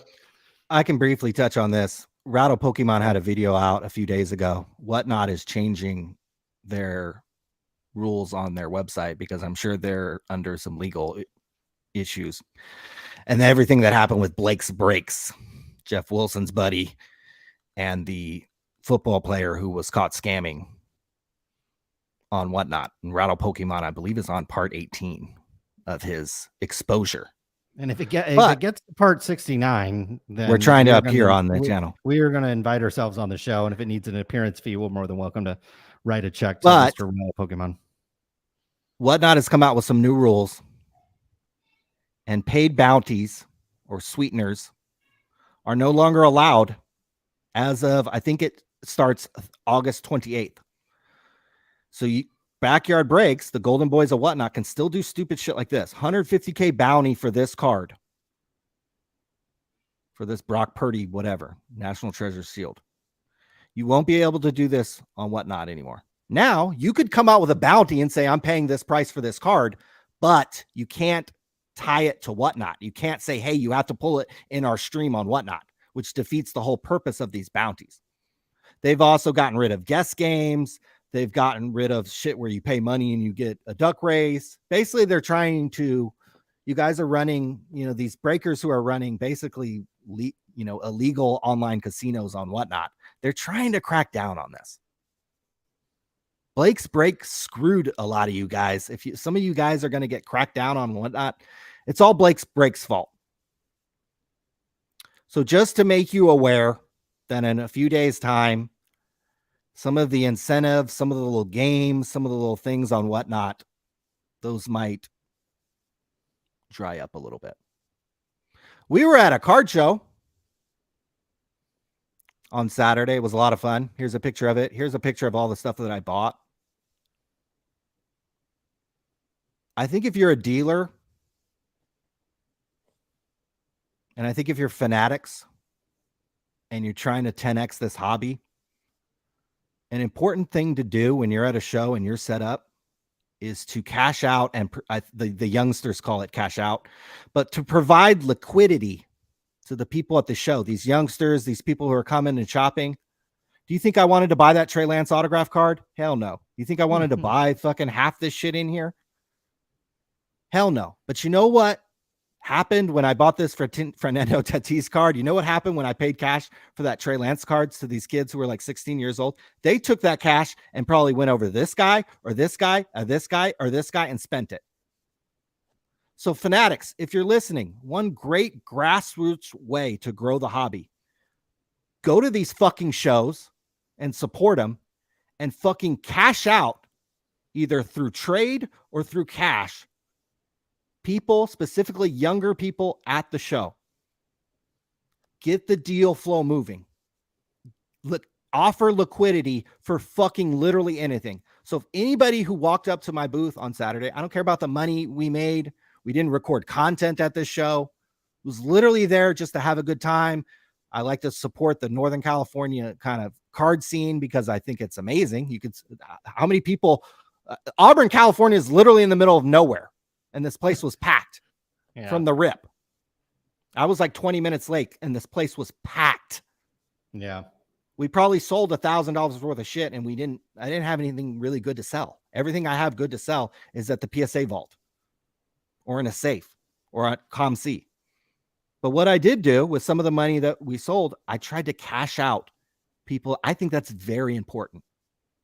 That's a great experience that I remember going to shows and I didn't fucking have the balls back in the 90s to go up to these dealers and try to trade with them and try to strike deals. These kids today, they don't give a fuck. They'll walk up to anybody and throw some cards down and probably give you they wanted, $200 for this Trey Lance. I actually got it for what I think is a semi-decent deal for a Trey Lance card, but I didn't care. So if you're Fanatics and you want to grow the hobby, don't fucking pay these stupid influencers to go to these shows. You go to the show, you bring some cash or you bring some product to trade and you provide liquidity, because guess what's going to happen to that money? It's going to go back to one of these dealers or one of these guys or one of these guys or one of these guys or one of these guys. And it's just going to keep the economy moving. And that's what is so amazing about card shows is you see the deal flow and you see just kind of the money and the cards being kind of passed and traded around. So if you have dealers like me show up, and if I have $1,000 in my pocket, literally you can walk up to me with anything and I'm probably going to either try to trade for it and or buy it. And I think that's something that I don't hear talked about enough in terms of the marketing and how Fanatics wants to grow the hobby. You need to do it at a fucking grassroots level. You're not just going to be able to fucking make Instagram ads and TV ads and all this stupid shit. Get your ass to this sweaty ass room, set up a fucking table, put some boxes on the table, get some of Michael Rubin's cash and dime some of these kids and some of these younger people and some of these dedicated people who come to these shows all across the country. A packed room of fucking sweaty men. This is commonplace in the hobby. So if we want to keep this going, if we want to grow this, if we want to get into air-conditioned rooms and we want to go to better locations from the national, you do it at a very grassroots level. You cash out these fucking people at the show. They go home. They tell their mom how they sold a fucking Trey Lance autograph for $80 when fucking nobody's buying Trey Lance right now. And they're feeling good. They went and essentially traded this Trey Lance for probably something they wanted, either cards and or cash. So Fanatics, it was great. We had a great time. And I think we actually probably are underselling how well we did at the show. We bought a bunch of, I showed up with a backpack full of slabs that had been arriving here. There was some semi-decent stuff, but none of the slabs in there were probably over $20 or $30. And I think our crowd is the this was free admission, free parking. And we crushed it. And the guys kind of around us that had kind of much better cards, higher end cards, didn't sell quite as many. This was our kind of show where we've been to shows and we haven't sold it shit because we had low end stuff and everybody there wanted high end stuff. And those tend to be the $20 to get in, $10 to park kind of show. That's where the more serious guys show. The free parking, free admission type show like this. And this was a good one. This was a really good one. We sold like large stacks of cards at a time. And then, like you said, the kids would kind of be running around. I think they were on kind of trade up challenges. And, it was great, and we could have recorded content. We could have been doing it for the gram and doing it for YouTube and stuff like that. But at the end of the day, I mean, I think we spent most of the money after the show on pizza and some dessert anyways. And you spent most of it on that Trey Lance card. So, it was a good time. No, I spent. Oh, that's right. You money spent it on. You want to talk about prospecting, guy? I shouldn't even mention this because everybody's now going to be like, "Oh, you buy Max Christie cards or whatever." But I'm a Lakers fan. I've been watching him improve for the last couple of years. So yeah, I spent way too much money on these cards. But I actually got a good deal on them. That's cool. That's cool. I think that's fine. That's how we kind of look at these cards. We're not going there to make a bunch of YouTube content. We're not there to pass out our own autograph. I think probably the coolest thing is we met a lot of people. Some people a lot of people that watched the live stream, a lot of people that tuned in. We met a guy that actually lives more or less down the street from me, so that was kind of cool. Maybe we'll one Thursday we'll just pair up and do a live with the connection that we have here. And so it's cool. I think it's cool. I think it was fun getting. Wait a sec. Which is crazy. We get, obviously, when we go set up these things, a couple people recognize us and they'll come up to us and talk to about people. But what's the one person that we get asked about and people want to talk to about the most? I think you know what? I think it's a geographic thing. I think if we were in Atlanta or, like, I think if we were at the Burbank, let's say if we go to the Burbank card show, right? I think if we go to the Burbank card show, we'd be asked about the PPP. But when we set up anywhere here in Northern California, probably the person that we get talked about the most is Mr. Mojo Sports Autographed, who wagged his finger at us and said we should be ashamed of ourselves. Also said that's not content. You can Google it. I'm not a crybaby, as he's crying. Number of different wonderful quotes that we had from Mr. Jason, I think is his name. That's a great shot. Yeah, we get asked about Mr. Mojo a lot, but I think it's more or less because he's been to some of these shows. A lot of people either have met him or know him. And I think too, people might not know why we take shots at him. I think that's probably it too. They're like, well, why do you have Mr. Jason on there? And I think people, there he is staring us down, Yeah, to tell the story, because a lot of people, they come up and talk to him about Jason, but I don't think they know the story. I basically compared Sasha T's physical appearance to Osama bin Laden on one of these videos about 1.5 years ago, and Jason, to his credit, tried to stick up for Sasha T, and he wagged his finger and said, "Sports Card Radio should be ashamed of themselves, and that's not content, that's not drama, and we were, the biggest racist and should be canceled in the history of sports cards." So that's why, that's why his clips get played, is because he wagged his finger at Sports Card Radio. Now, Jason has been involved in some things himself. He's in the sports card world and is technically on federal probation for life for, essentially he would steal photographs from sports photographers and then print them and then get them signed. So he pivoted from the sports autograph business into the sports card business very nicely, very, very nicely, I might add. So Jay, this is the guy we get asked about. I bet if we took a poll and we said, hey, we go to a card show, who do we get asked about the most? Jeff would have probably won. Ken probably would have been in second. And Chasing Cardboard might have been in third, just because of the recency of what happened. But it isn't even close. It's not even close. Everybody wants to talk about this guy. Should we say how much? It looks like he's still doing pretty good. He's still doing pretty good. Should we talk about how much? This is an anonymous rumor. How much he asks to put on a trade night? Should we say that? Yeah, go ahead. This is anonymous. This is totally anonymous rumor. But it is, he will quote host a trade night for you, maybe at a card show or some other event that you're hosting. And apparently the asking price, folks, is more than this Shohei Ohtani card that's currently at $4,200. Mojo Sports Autographs ask for $5,000. $5,000. That's a rumor, anonymous rumor, to put on a trade night. Trade night. Five to host it. Not to rent the space. This is, you already have the space rented. You already have a card show going. And then you maybe call Mojo and say, hey, dude, I want to do some promotion. You want to come do a trade night for you? And he wants to charge you $5,000.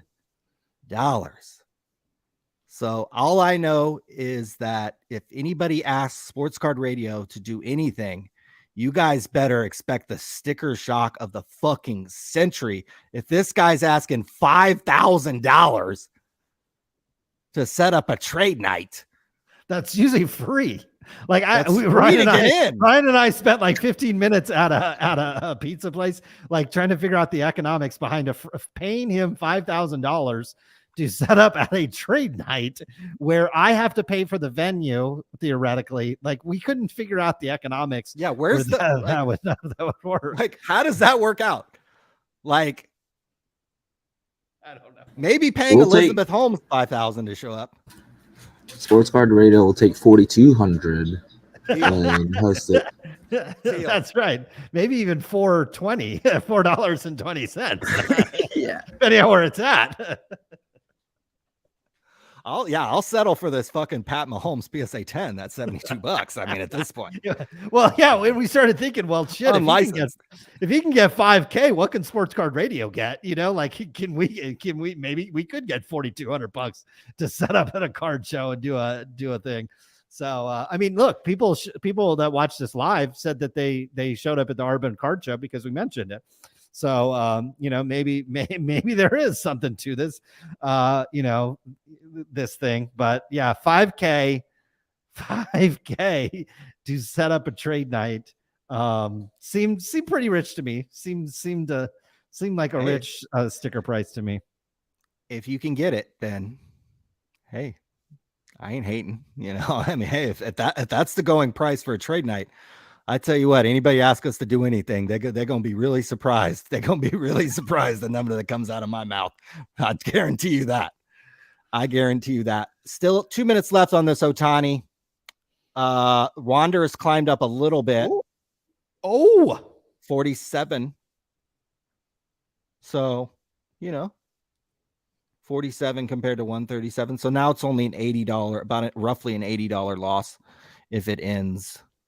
Yeah, where it's going to end. But I'm not saying his cards are worthless or that his career is over, but his time in the hobby spotlight is over. It'd be very, very difficult. I'm not saying it's impossible, but it would be very difficult climb. Particularly, I don't know if he speaks English, and I'm not trying to make a racial comment here, but he does. I don't think he speaks English, and that makes it even harder.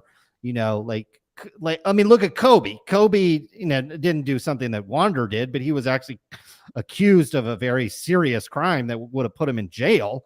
And it did affect his. I don't think it affected his career necessarily, but it affected his. You know, and I hate to bring this up on a Kobe Bryant day, but it is what it is. But you know, his charisma is off the charts. And so that helped him get back into the good graces of sponsors and everybody, fans and everything, and just winning in general. I mean, I assume if Wander Franco wins the Triple Crown and then wins the Rays the World Series and hits the game-winning home run, there's some circumstances where I could certainly see, you know, you forget about some things, but this one's tough, and he lacks that charisma that an American English speaker can have in the media, in the spotlight, unlike a baseball player, which we really rarely hear from a speaking perspective and a TV commercials. I mean, Kobe eventually got in commercials, and you know, just obviously on top of that, Kobe's a great in court as well. So Kobe's a great example and really a hobby lesson that nobody's perfect. Yeah. And everybody was calling this motherfucker Babe Ruth, you know, 2 weeks, 3 weeks ago. No, he's not. He got hurt. Everybody, this guy's the second coming of whatever, even though he's lost there in Tampa Bay. What do they average? Like 9,000 a game attendance wise? Yeah. Plays on a great team. Tons of good players on that team. Nobody cares. Nobody cares. It was literally just all hype driven. Yeah. Nobody cares about Wander 14, Franco. Do you think 14 is legal in the country he's from? I don't think 14 is legal almost anywhere. Now we saw Angel Villalona, the former Giants prospect. I think there's literally like video of this fool.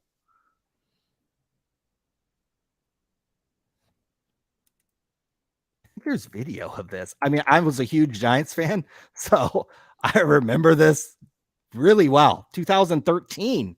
This is so long ago. This guy was literally like one of the top prospects in all of baseball.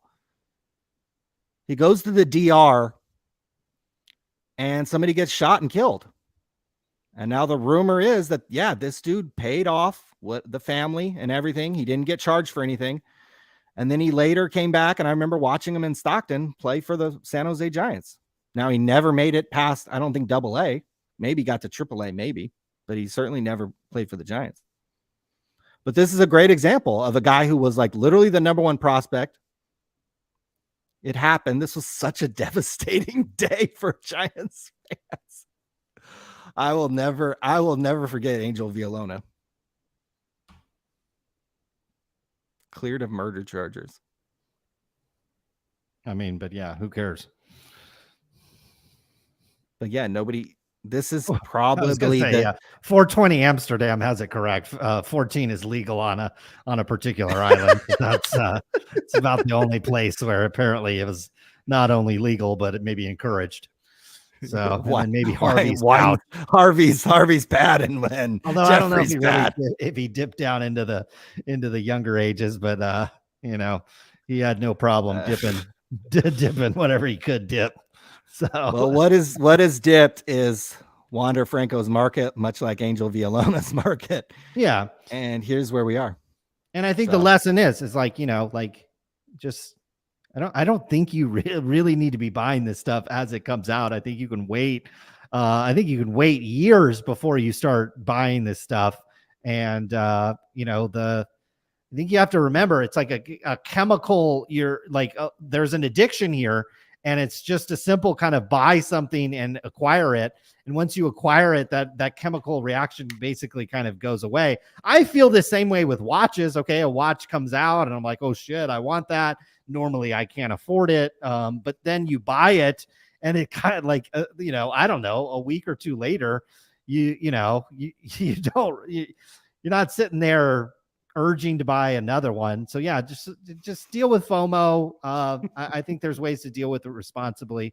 And, if you're chasing this modern stuff, I don't want to get on here and tell people what to buy, what to sell, but, why not? Jeff did. Why not?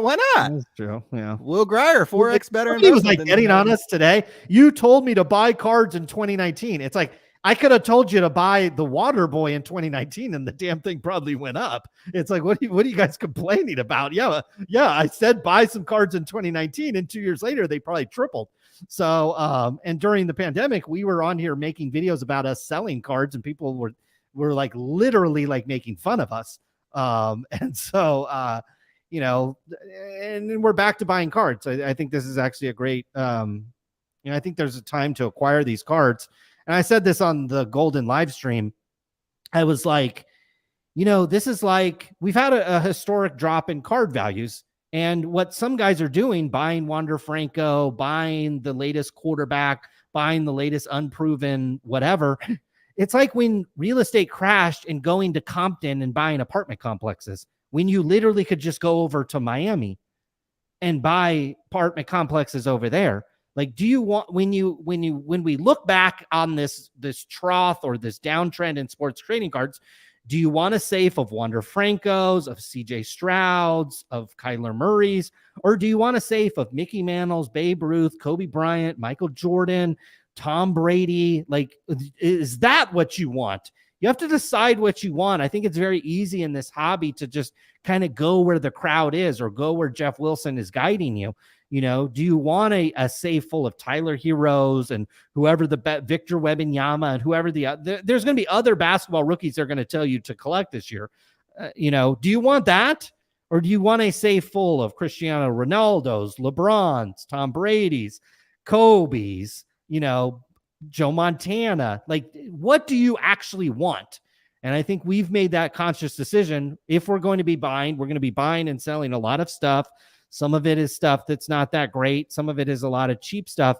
But the stuff we're actually going to continue to collect and keep in the safe are going to be the high-end players that more or less have had their careers solidified and their personal lives more or less decided at this time. Victor. Well, This is Ryan, why I ain't tripping off nothing we buy. Yeah, exactly. I mean, yeah, like $3,800. That's a $900 card in 6 months. Like, I don't care what he does. He could average a double-double and they've lost 8 games. And I think that's a $900 card based on what else is going to come out. License. You guys seen Probstein's answer why Steph Curry rookie had a sticker auto on it? I'm not sure. I don't think so. BG You put see it that, on. Ryan? Probstein? No, I did not. I did not. I missed it. I am not sure. I think while Will Grier is 5 times, not 4 times, 5 times better investment than Mr. Wander Franco. What is your handle on eBay or COMC? Want to buy something from you? Just today, I give a nice home in New Jersey Shore. Would you buy cards from Blowout or Probstein? We are Sports Card Radio on Check Out My Cards, and we are NorCal Sports Cards, I think, with hyphens on eBay, although I do have a Sports Card Radio account that I'm selling.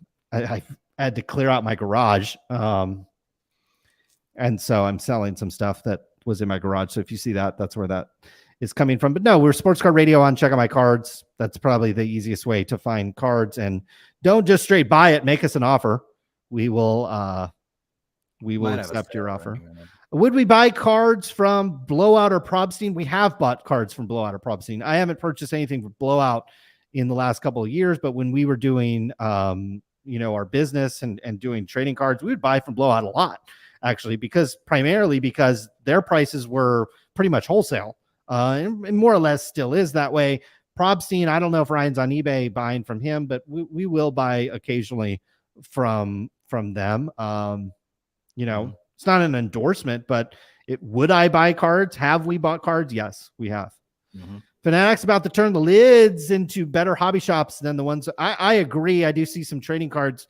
The last time I was in a lids by the Sacramento Kings Stadium, I think, there's real estate there as well that they're gonna turn probably a corner of the lids. Lids is a pretty big property, and they don't need all that space for jerseys. Some of the stores are kind of small, and so it probably not going to apply, but there's some larger lids locations, and I think there's like thousands of these things. They're in like every strip mall, at least here in California.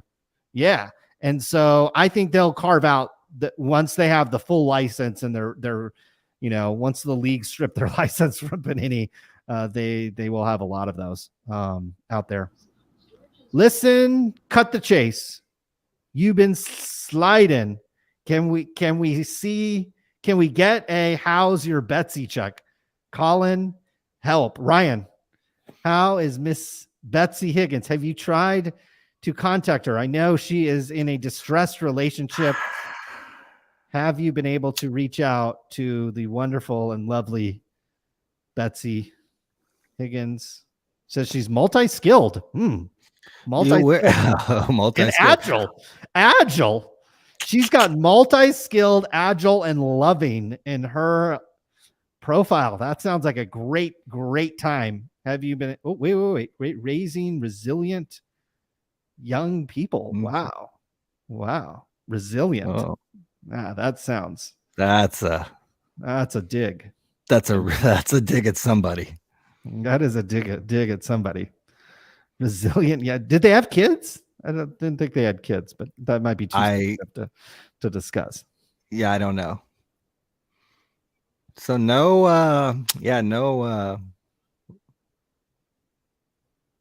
that does go to PWCC. Oh, whoa, No, whoa. Click on that again. Click on the company website. Click there.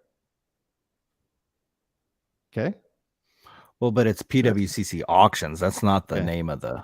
That's Okay. not the name of the. But just website. interesting. She has a site that dead cannot link. be reached on her LinkedIn profile. Very interesting. Okay. Kinda Well, interesting. she is agile and she is loving and she is raising resilient young people. Ryan, can we reach out to Miss Higgins here very soon?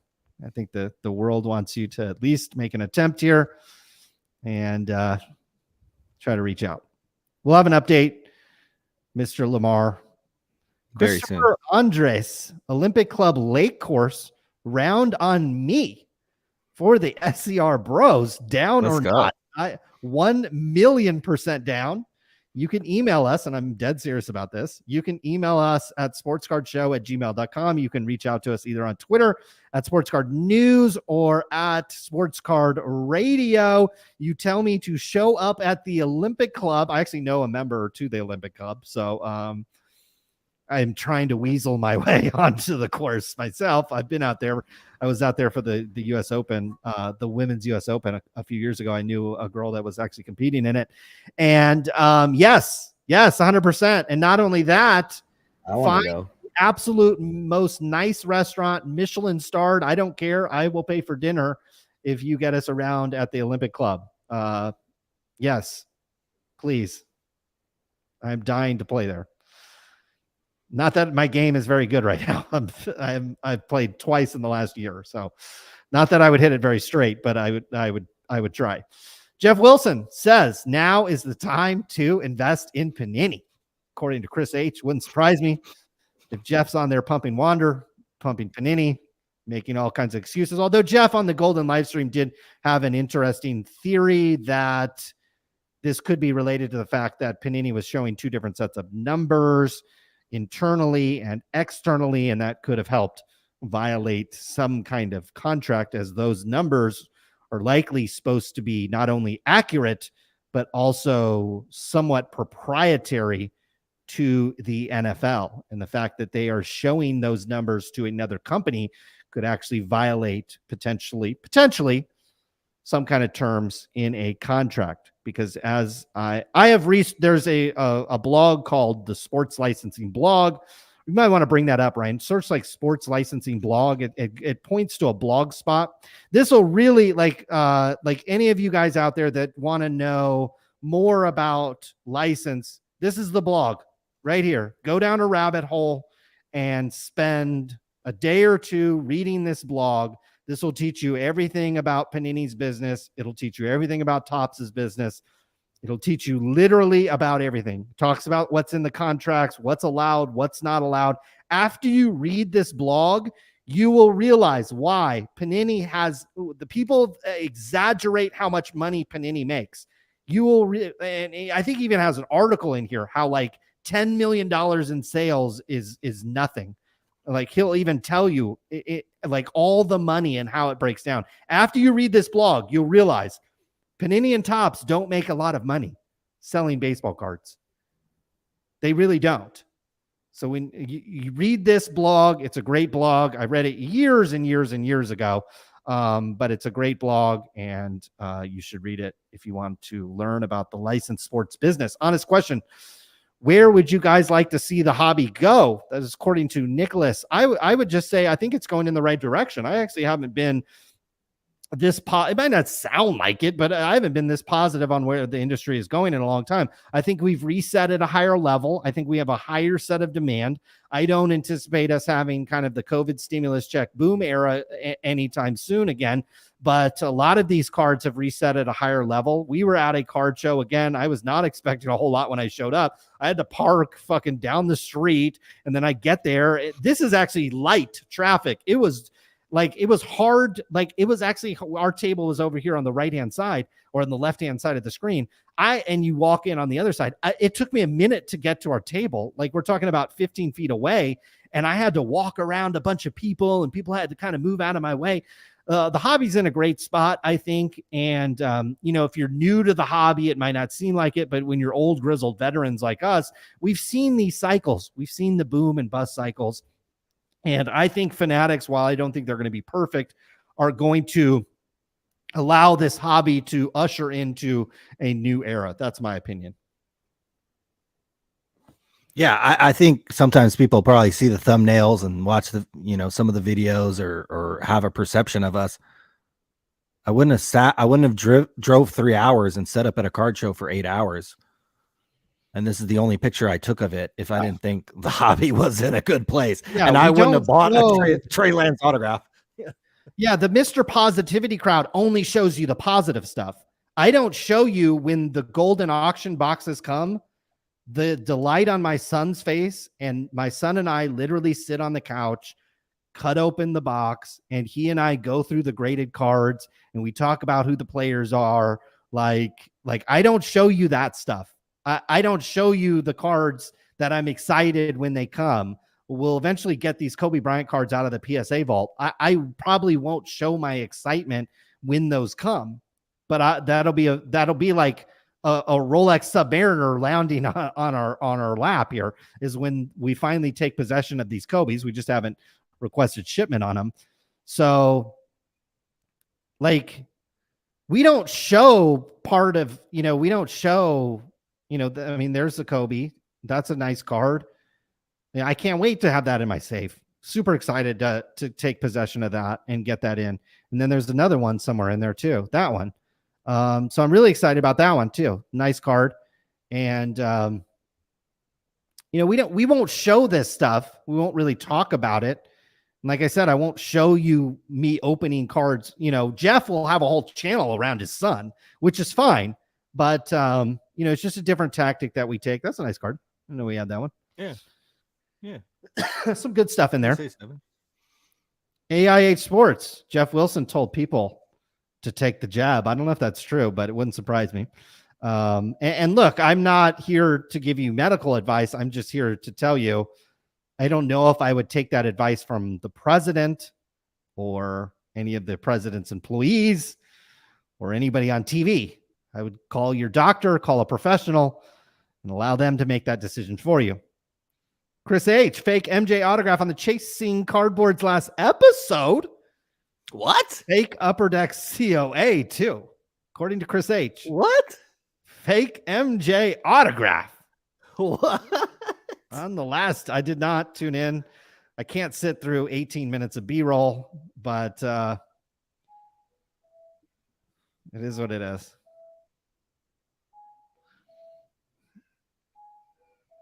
Oh, wait, what's that? That's it Oh, right there. There it is.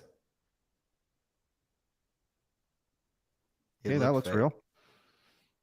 That looks real. What was that MJ right there? Oh, that looks fake. That's fake. That's so fake. That is fake. God, look at that M. Okay. Look at the way it's signed. It's like he started signing it right here and then it goes up to here. Like, what? Yeah. I mean,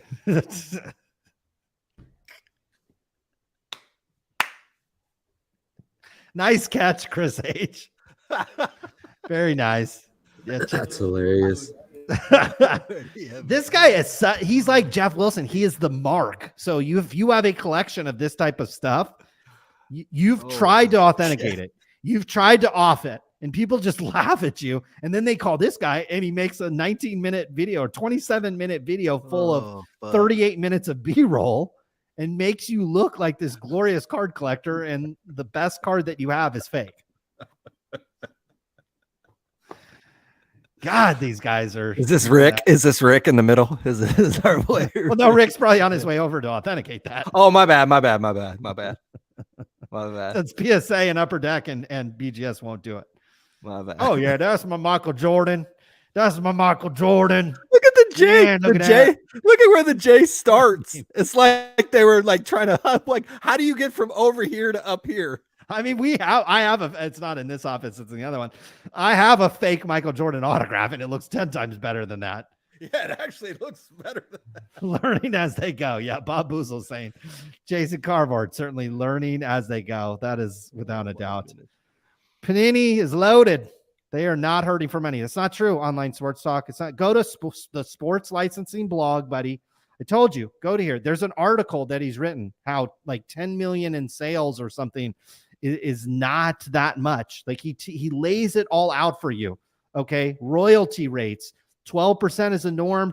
And this is on each side. Understand, for every dollar that Panini makes, the leagues and the players take 25%. Okay. This is before any employee, and this is sales, not profit. So for every dollar, Panini only takes 75 cents. And then they have to pay the printer, they have to pay the distributor, they have to pay UPS, they have to pay employees, they have to pay for rent, they have to pay the player's signature. This is before they pay for any player's signature, play for the jerseys. They have to pay taxes. They have to pay all types of things, all kinds of license, insurance, marketing. I would assume, here's what you guys have to understand. For Panini runs at a single digit margin. What that means is if they make $100, they probably only profit about $8 to $9. These companies run on lines of credit. 5 years ago, this company had over $120 million worth of debt at a 7% interest rate. This is when interest rates were basically zero. When interest rates to buy a home were like 2.5%, Panini was having to buy her at 7%. What do you guys think Panini, and this is going to you, Online Sports Talk, what do you think Panini has to borrow now? They're not running this business on cash. They're running it on a credit line. Their credit line is probably 13, 14, 15%. That is in excess of the profit that they actually make on these cards. There's payment processing fees. That's 2.5%, 3% for any of these. Guys, these companies don't make very much money. And what you have to understand, the NFL is not in business to license their property to Panini and watch Panini make a bunch of money. You know this for a number of different reasons. The Super Bowl is every single year. It's aired on Fox, NBC, or CBS. Guess what? Those companies charge millions of dollars for 30-second spots, and they lose money. CBS, when they show the Super Bowl, loses money. Fox, when they show the Super Bowl, loses money. How do they make the money back? How do they justify buying the Super Bowl? In between the Super Bowl, they run ads to The Big Bang Theory or whatever drama, CSI Miami, or whatever drama that they have. And then they run a premiere to a show after the Super Bowl, get it a ton of ratings, probably get $1 million ad spots on some show that costs much less than the Super Bowl to produce. It's a sponsorship. That's what you guys need to understand. Is to partner with the NFL is a sponsorship. It's an endorsement. Nike does not make money selling NFL jerseys. They make money having their logo free on, like, millions of people see the Nike logo every week. So it's advertising. And then when you go, maybe you decide to buy an NFL jersey from Nike. And then on top of that, you buy some socks or you buy some shoes that they paid somebody in China $10 to make. That's how Nike justifies paying the league millions and millions of dollars for the rights to make the jerseys. This is an endorsement. It's a sponsorship. The NFL leagues know this. The leagues know this. Every single year, what do? They try to squeeze the neck. It's not necessarily every year, but every contract renewal, they squeeze the neck and it gets higher and higher. The price goes higher and higher and higher. This is not a money-making operation. Do they make some profit? Yes. In a 0% interest market, they can make money because they can borrow money at 0, 1, 2, 3% and then make 5, 6, 7% selling trading cards. But now interest rates where they're at, it took Michael Rubin actually coming in. This is why Topps was going public, guys. It was to raise a bunch of money because they no longer could borrow money and run their business on a line of credit that was going to be in excess of their profit margins. I understand a lot of you guys are either just getting back into the hobby, Some of you don't have the business background that I may have. I'm not sitting up here trying to talk myself up, but I get paid very, very well right now to analyze businesses. If Panini was a great business and they were wildly profitable, I would tell you, this is not a profitable business. This is not a profitable business model. And the way you know that is you get stiff-armed by one of your number one licenses, and they say, instead of giving me money, no thank you, I'm going to go take money from somebody else. They are maybe they're not hurting for money, but they are not loaded. You guys are insane if you think these companies are loaded with cash. Just go look at Topps. Topps was trying to go public before they got bought. That was not a company that was loaded. That was not a company that was loaded, period. There ain't no rant like an SCR rant, because an SCR rant doesn't stop. That's right. Thank you, Nicholas. Appreciate it. We're 2 hours in, baby. Yes. It's hot in here. Brishjanar says, Fanatics about to turn lids into, I think we read that. Yes, he's correct. I agree. Have any players said anything about this? No. And they're wise to not say anything about it. As far as I know, maybe there's been some discussions. My guess is if you knew some agents, you could get the scuttlebutt about it. You could find out more about what's going on here. The agents are going to know far more than the players do. Many of the players probably don't even understand or don't even know what's going on. They're busy. The 2 weeks before the season or 3 weeks. What the fuck is Backyard Breaks going to do now? I don't know. I don't know. I just think, somebody else is going to come along in this hobby and do it as good or better than them. And they were big. They were everywhere. They were the biggest breaker. And I really don't hear about them a lot anymore. Why is no one talking about the upcoming shortage of wax? That is potentially possible. This has happened in the hobby before, where you had shortened NBA season, where you had a double rookie class one year, I believe, in the NBA. You've had shortened baseball seasons. In the grand scheme of things, it doesn't matter. It really doesn't matter. Do you want to buy, is this a good reason to go out and buy Luminance or go out and buy 2023 football? If it's a good reason for you, by all means, go out and spend your money on this. I'd much rather have my safe full of Mickey Mantles, Babe Ruths, Kobe Bryants, Michael Jordans, Tiger Woods, Joe Montanas, Walter Paytons, Nolan Ryans. Like, that's what I want in my safe, guys. Do I want some speculative case because they might stop making cards? Guys, this is like, if I wanted to go to a casino, I would go to Vegas and I'd have a hell of a lot of fun. Last time we were there, Ryan, in a span of about 60 minutes, did you have a lot of fun in Vegas last time we were there?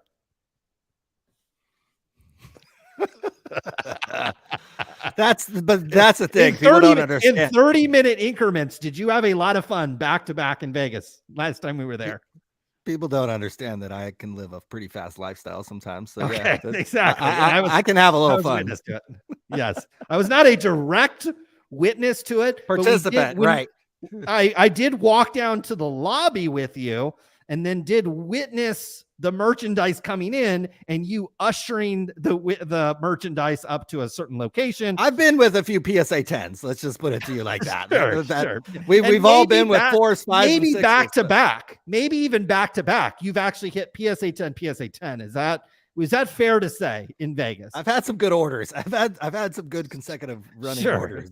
Yes, you've hit a black label every once in a while. And so what I would say is, if I want to gamble, I'm going to go to Vegas. If I want to have fun in the trading card business, I'm buying Mickey Mantle, Kobe, Jordan, Tiger. That's what I'm doing. So who broke into Panini? What was taken? Interesting timing. I think that was an inside thing, my opinion. Yeah. Casilla's $1.99.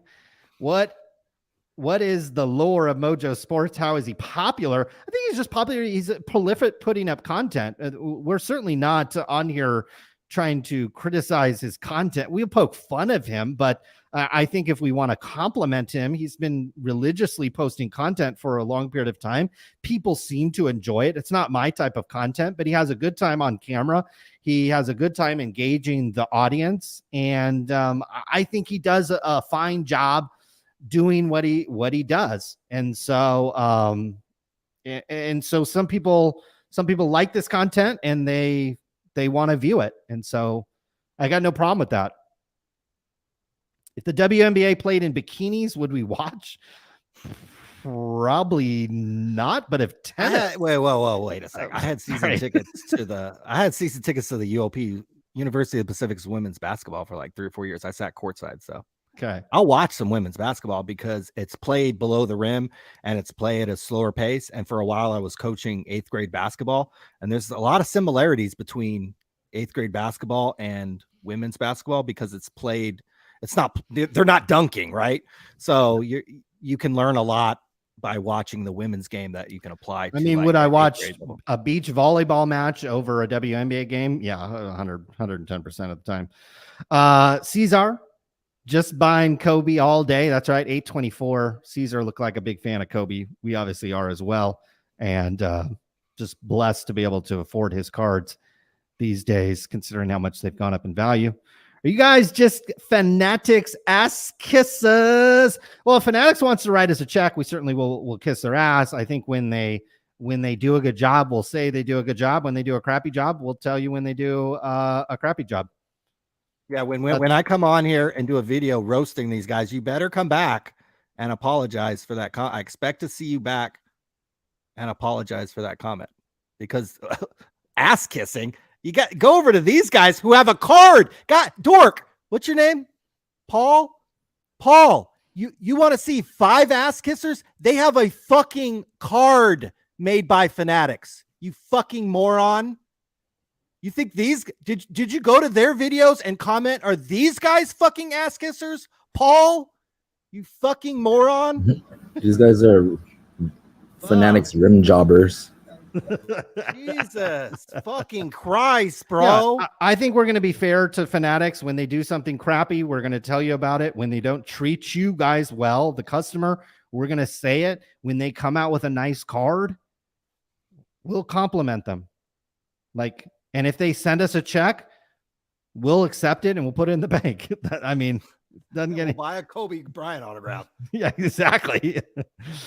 How'd you guys do at the card show? Absolutely fantastic. Way better than I thought. We should have bought way more stuff. And we're not just saying that just say it. If it went crappy and we didn't sell anything, we would have told you. No, we did. And other people were coming up to us and being like, you guys are actually doing really well. Like, a lot of people are buying your stuff. And that's not always the case with every show. There's some shows. The guy next to us crushed it. He was saying how it was a better show than some more expensive show. Dude next to us crushed it. I mean, we should have literally had like $1,000 worth of stuff on us. We had like nothing on us. So it's like, but we sold probably, if you just look, if you don't look at what we bought back, like we spent a lot of money buying stuff from people, like Ryan was saying, but what we have, like $600-700, maybe more in sales. Yeah. Of crap. Yeah. Of like, junk. What most people would call low end junk. There was nothing that I wanted to keep that we sold. Agree with you guys on Panini stuff, but why are you letting DA Cardworld skate by on I think we're one of the only people that brought up DA Cardworld's PPP loan. We're probably one of the few channels that have talked about it in the last, we can't talk about everything. We can't beat a dead horse. I think we do that enough. Go over to any number of other YouTube channels that were literally have any of these motherfucking 5 people mentioned anything shady that DA Cardworld has ever done? No.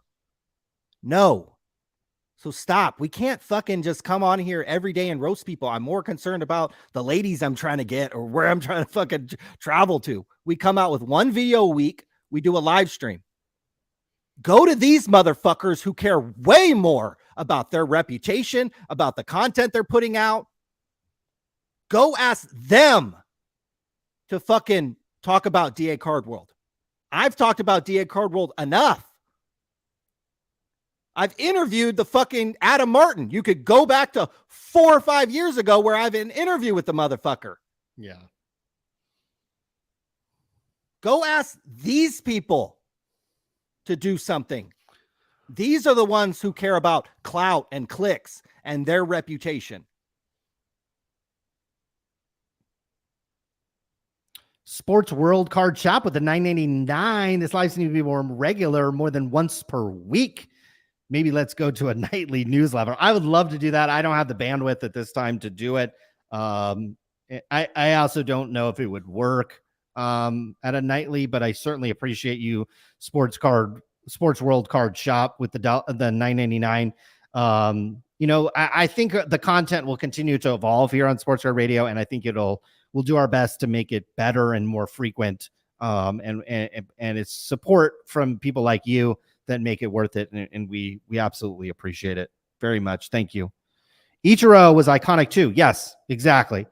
We were working at a card shop, I think, at the time. Ichiro was as big as Ohtani, considering where the hobby was, the internet. There was no social media. Like, he was huge. And at the same time, you had Pujols too. And it's not like Ichiro cards are cheap at this time, but I remember his cards selling for prices like people just had never seen before. And so, but like he said, there was a time when his cards were huge, and then towards the end of his career, they started tailing off. I think more recently, his cards have actually kind of ticked back up and become a little more authentic to 1250. Yeah. Fucking 4 racks. Yeah. There's 5 days left. Yeah. So, yeah. Huge. But at one time, I bet if you look at the price chart of that card, it wasn't selling for that. So I think his cards have gotten more of a bump. And it may be due to Ohtani. People just in Japan, they might be more collectors in Japan now, and so they're obviously buying. I mean, yeah, it's incredible. That's the GOAT of Japan in MLB. That's right. Great career, and I mean, a card I'd love to have is Ichiro and Ohtani on a card. Be amazing.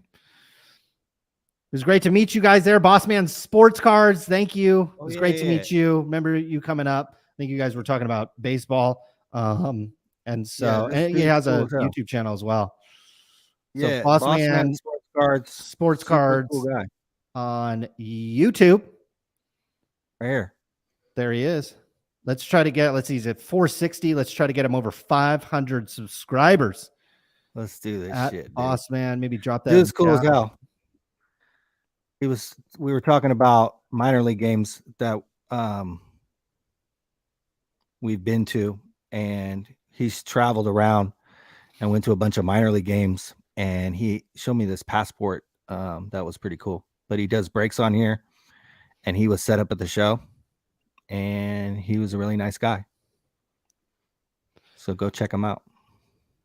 Tim will be at the Burbank Card Show. That is in 2 weeks or so. Unfortunately, both of us might be across the country. That's the most I can say about it at this time.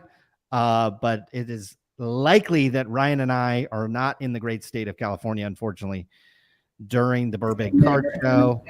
Boo. Yeah, sorry. But when you see where we're heading, you'll understand why it's okay. But we'll see. There's, I guess, a small possibility of a hurricane rolling in and we'd be grounded in California. That's all I will say about that. $1.99 again. Get Vintage Card Check and Dallas Braden on live. Dallas Braden from the great city of Stockton, California, the 209 connection, Mr. Dallas Braden. He's welcome on the channel. Welcome on the.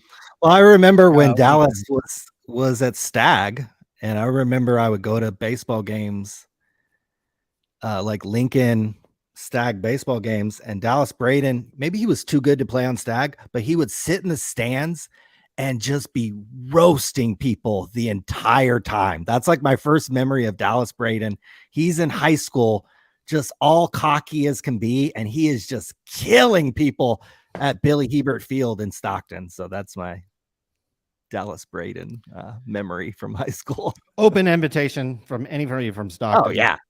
Including Dallas Braden could come on the show anytime. And the Vintage Card Shack, if he wants to come on. More than welcome to come on. $4.99 with Incredibles. Check out Nick Nick's card giveaway. Nick Knack's card giveaway on YouTube. Nick, What is next. it? Nick's Nick next. next.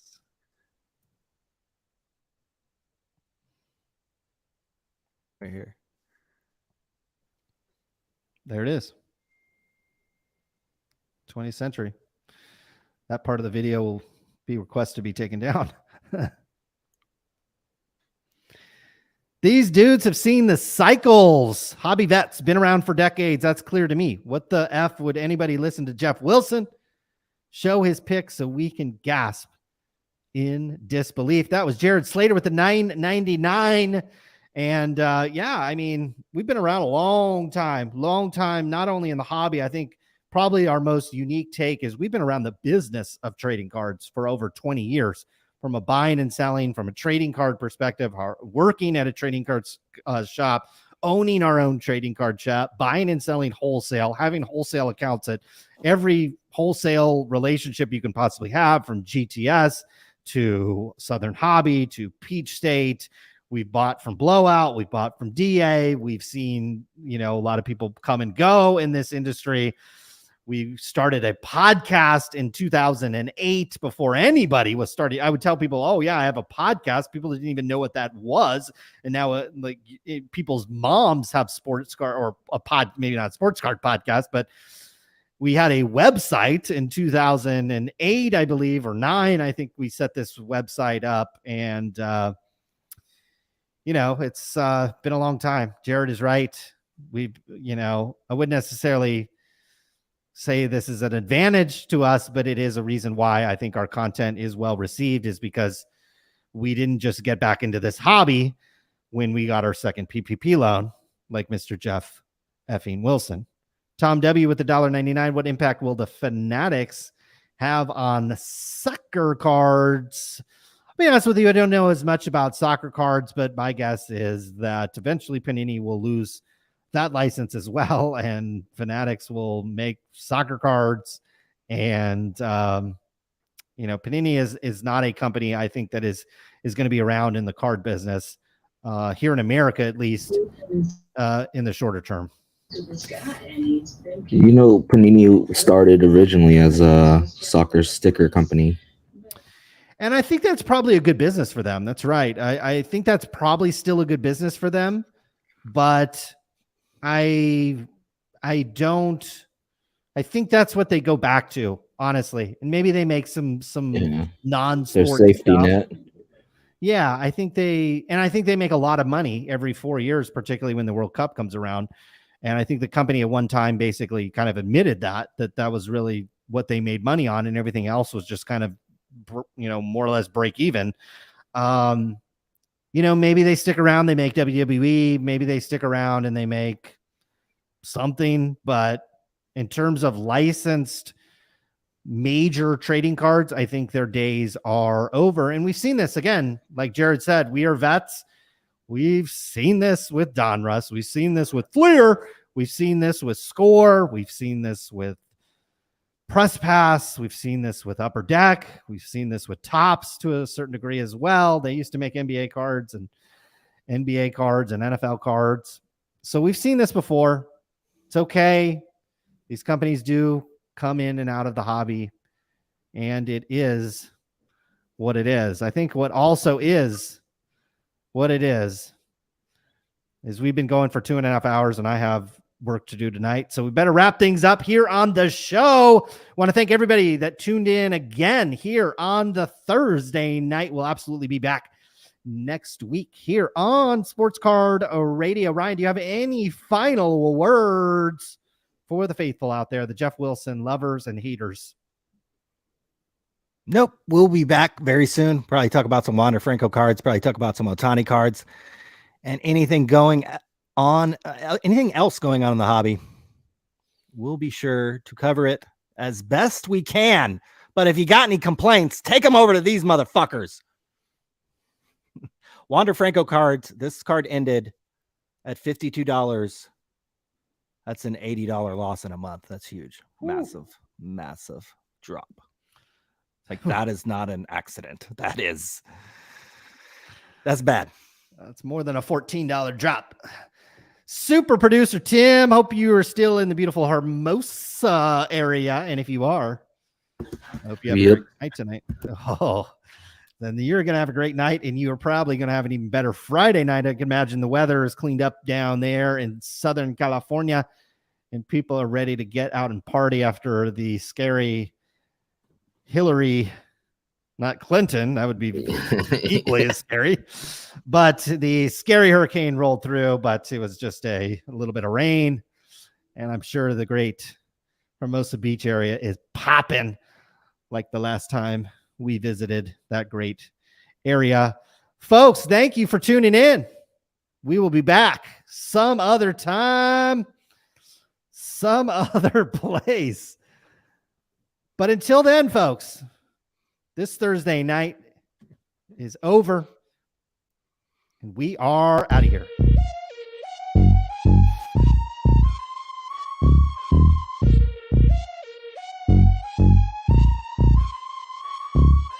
B-side on the beat.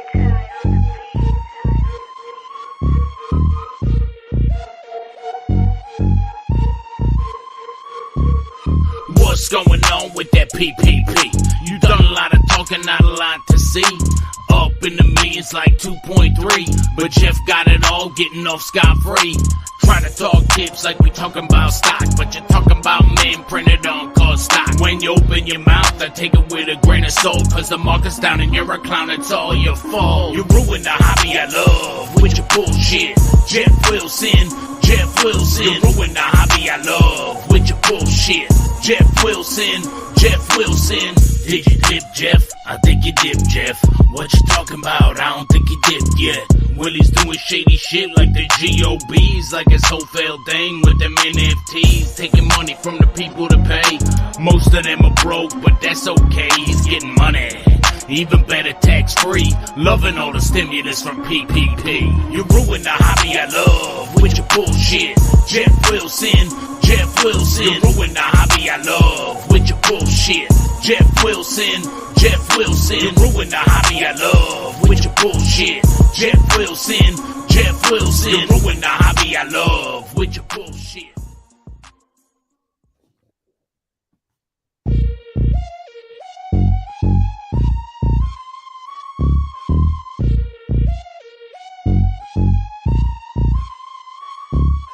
B-side on the beat.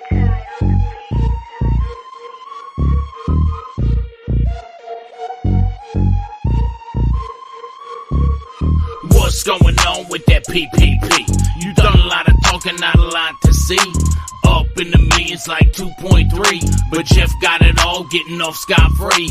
Try to talk tips like we talking about stock, but you're talking about men printed on cost stock. When you open your mouth, I take it with a grain of salt, cause the market's down and you're a clown, it's all your fault. You ruined the hobby I love with your bullshit. Jeff Wilson, Jeff Wilson. You ruined the hobby I love with your bullshit. Jeff Wilson, Jeff Wilson. Did you dip, Jeff? I think you dipped, Jeff. What you talking about? I don't think you dipped yet.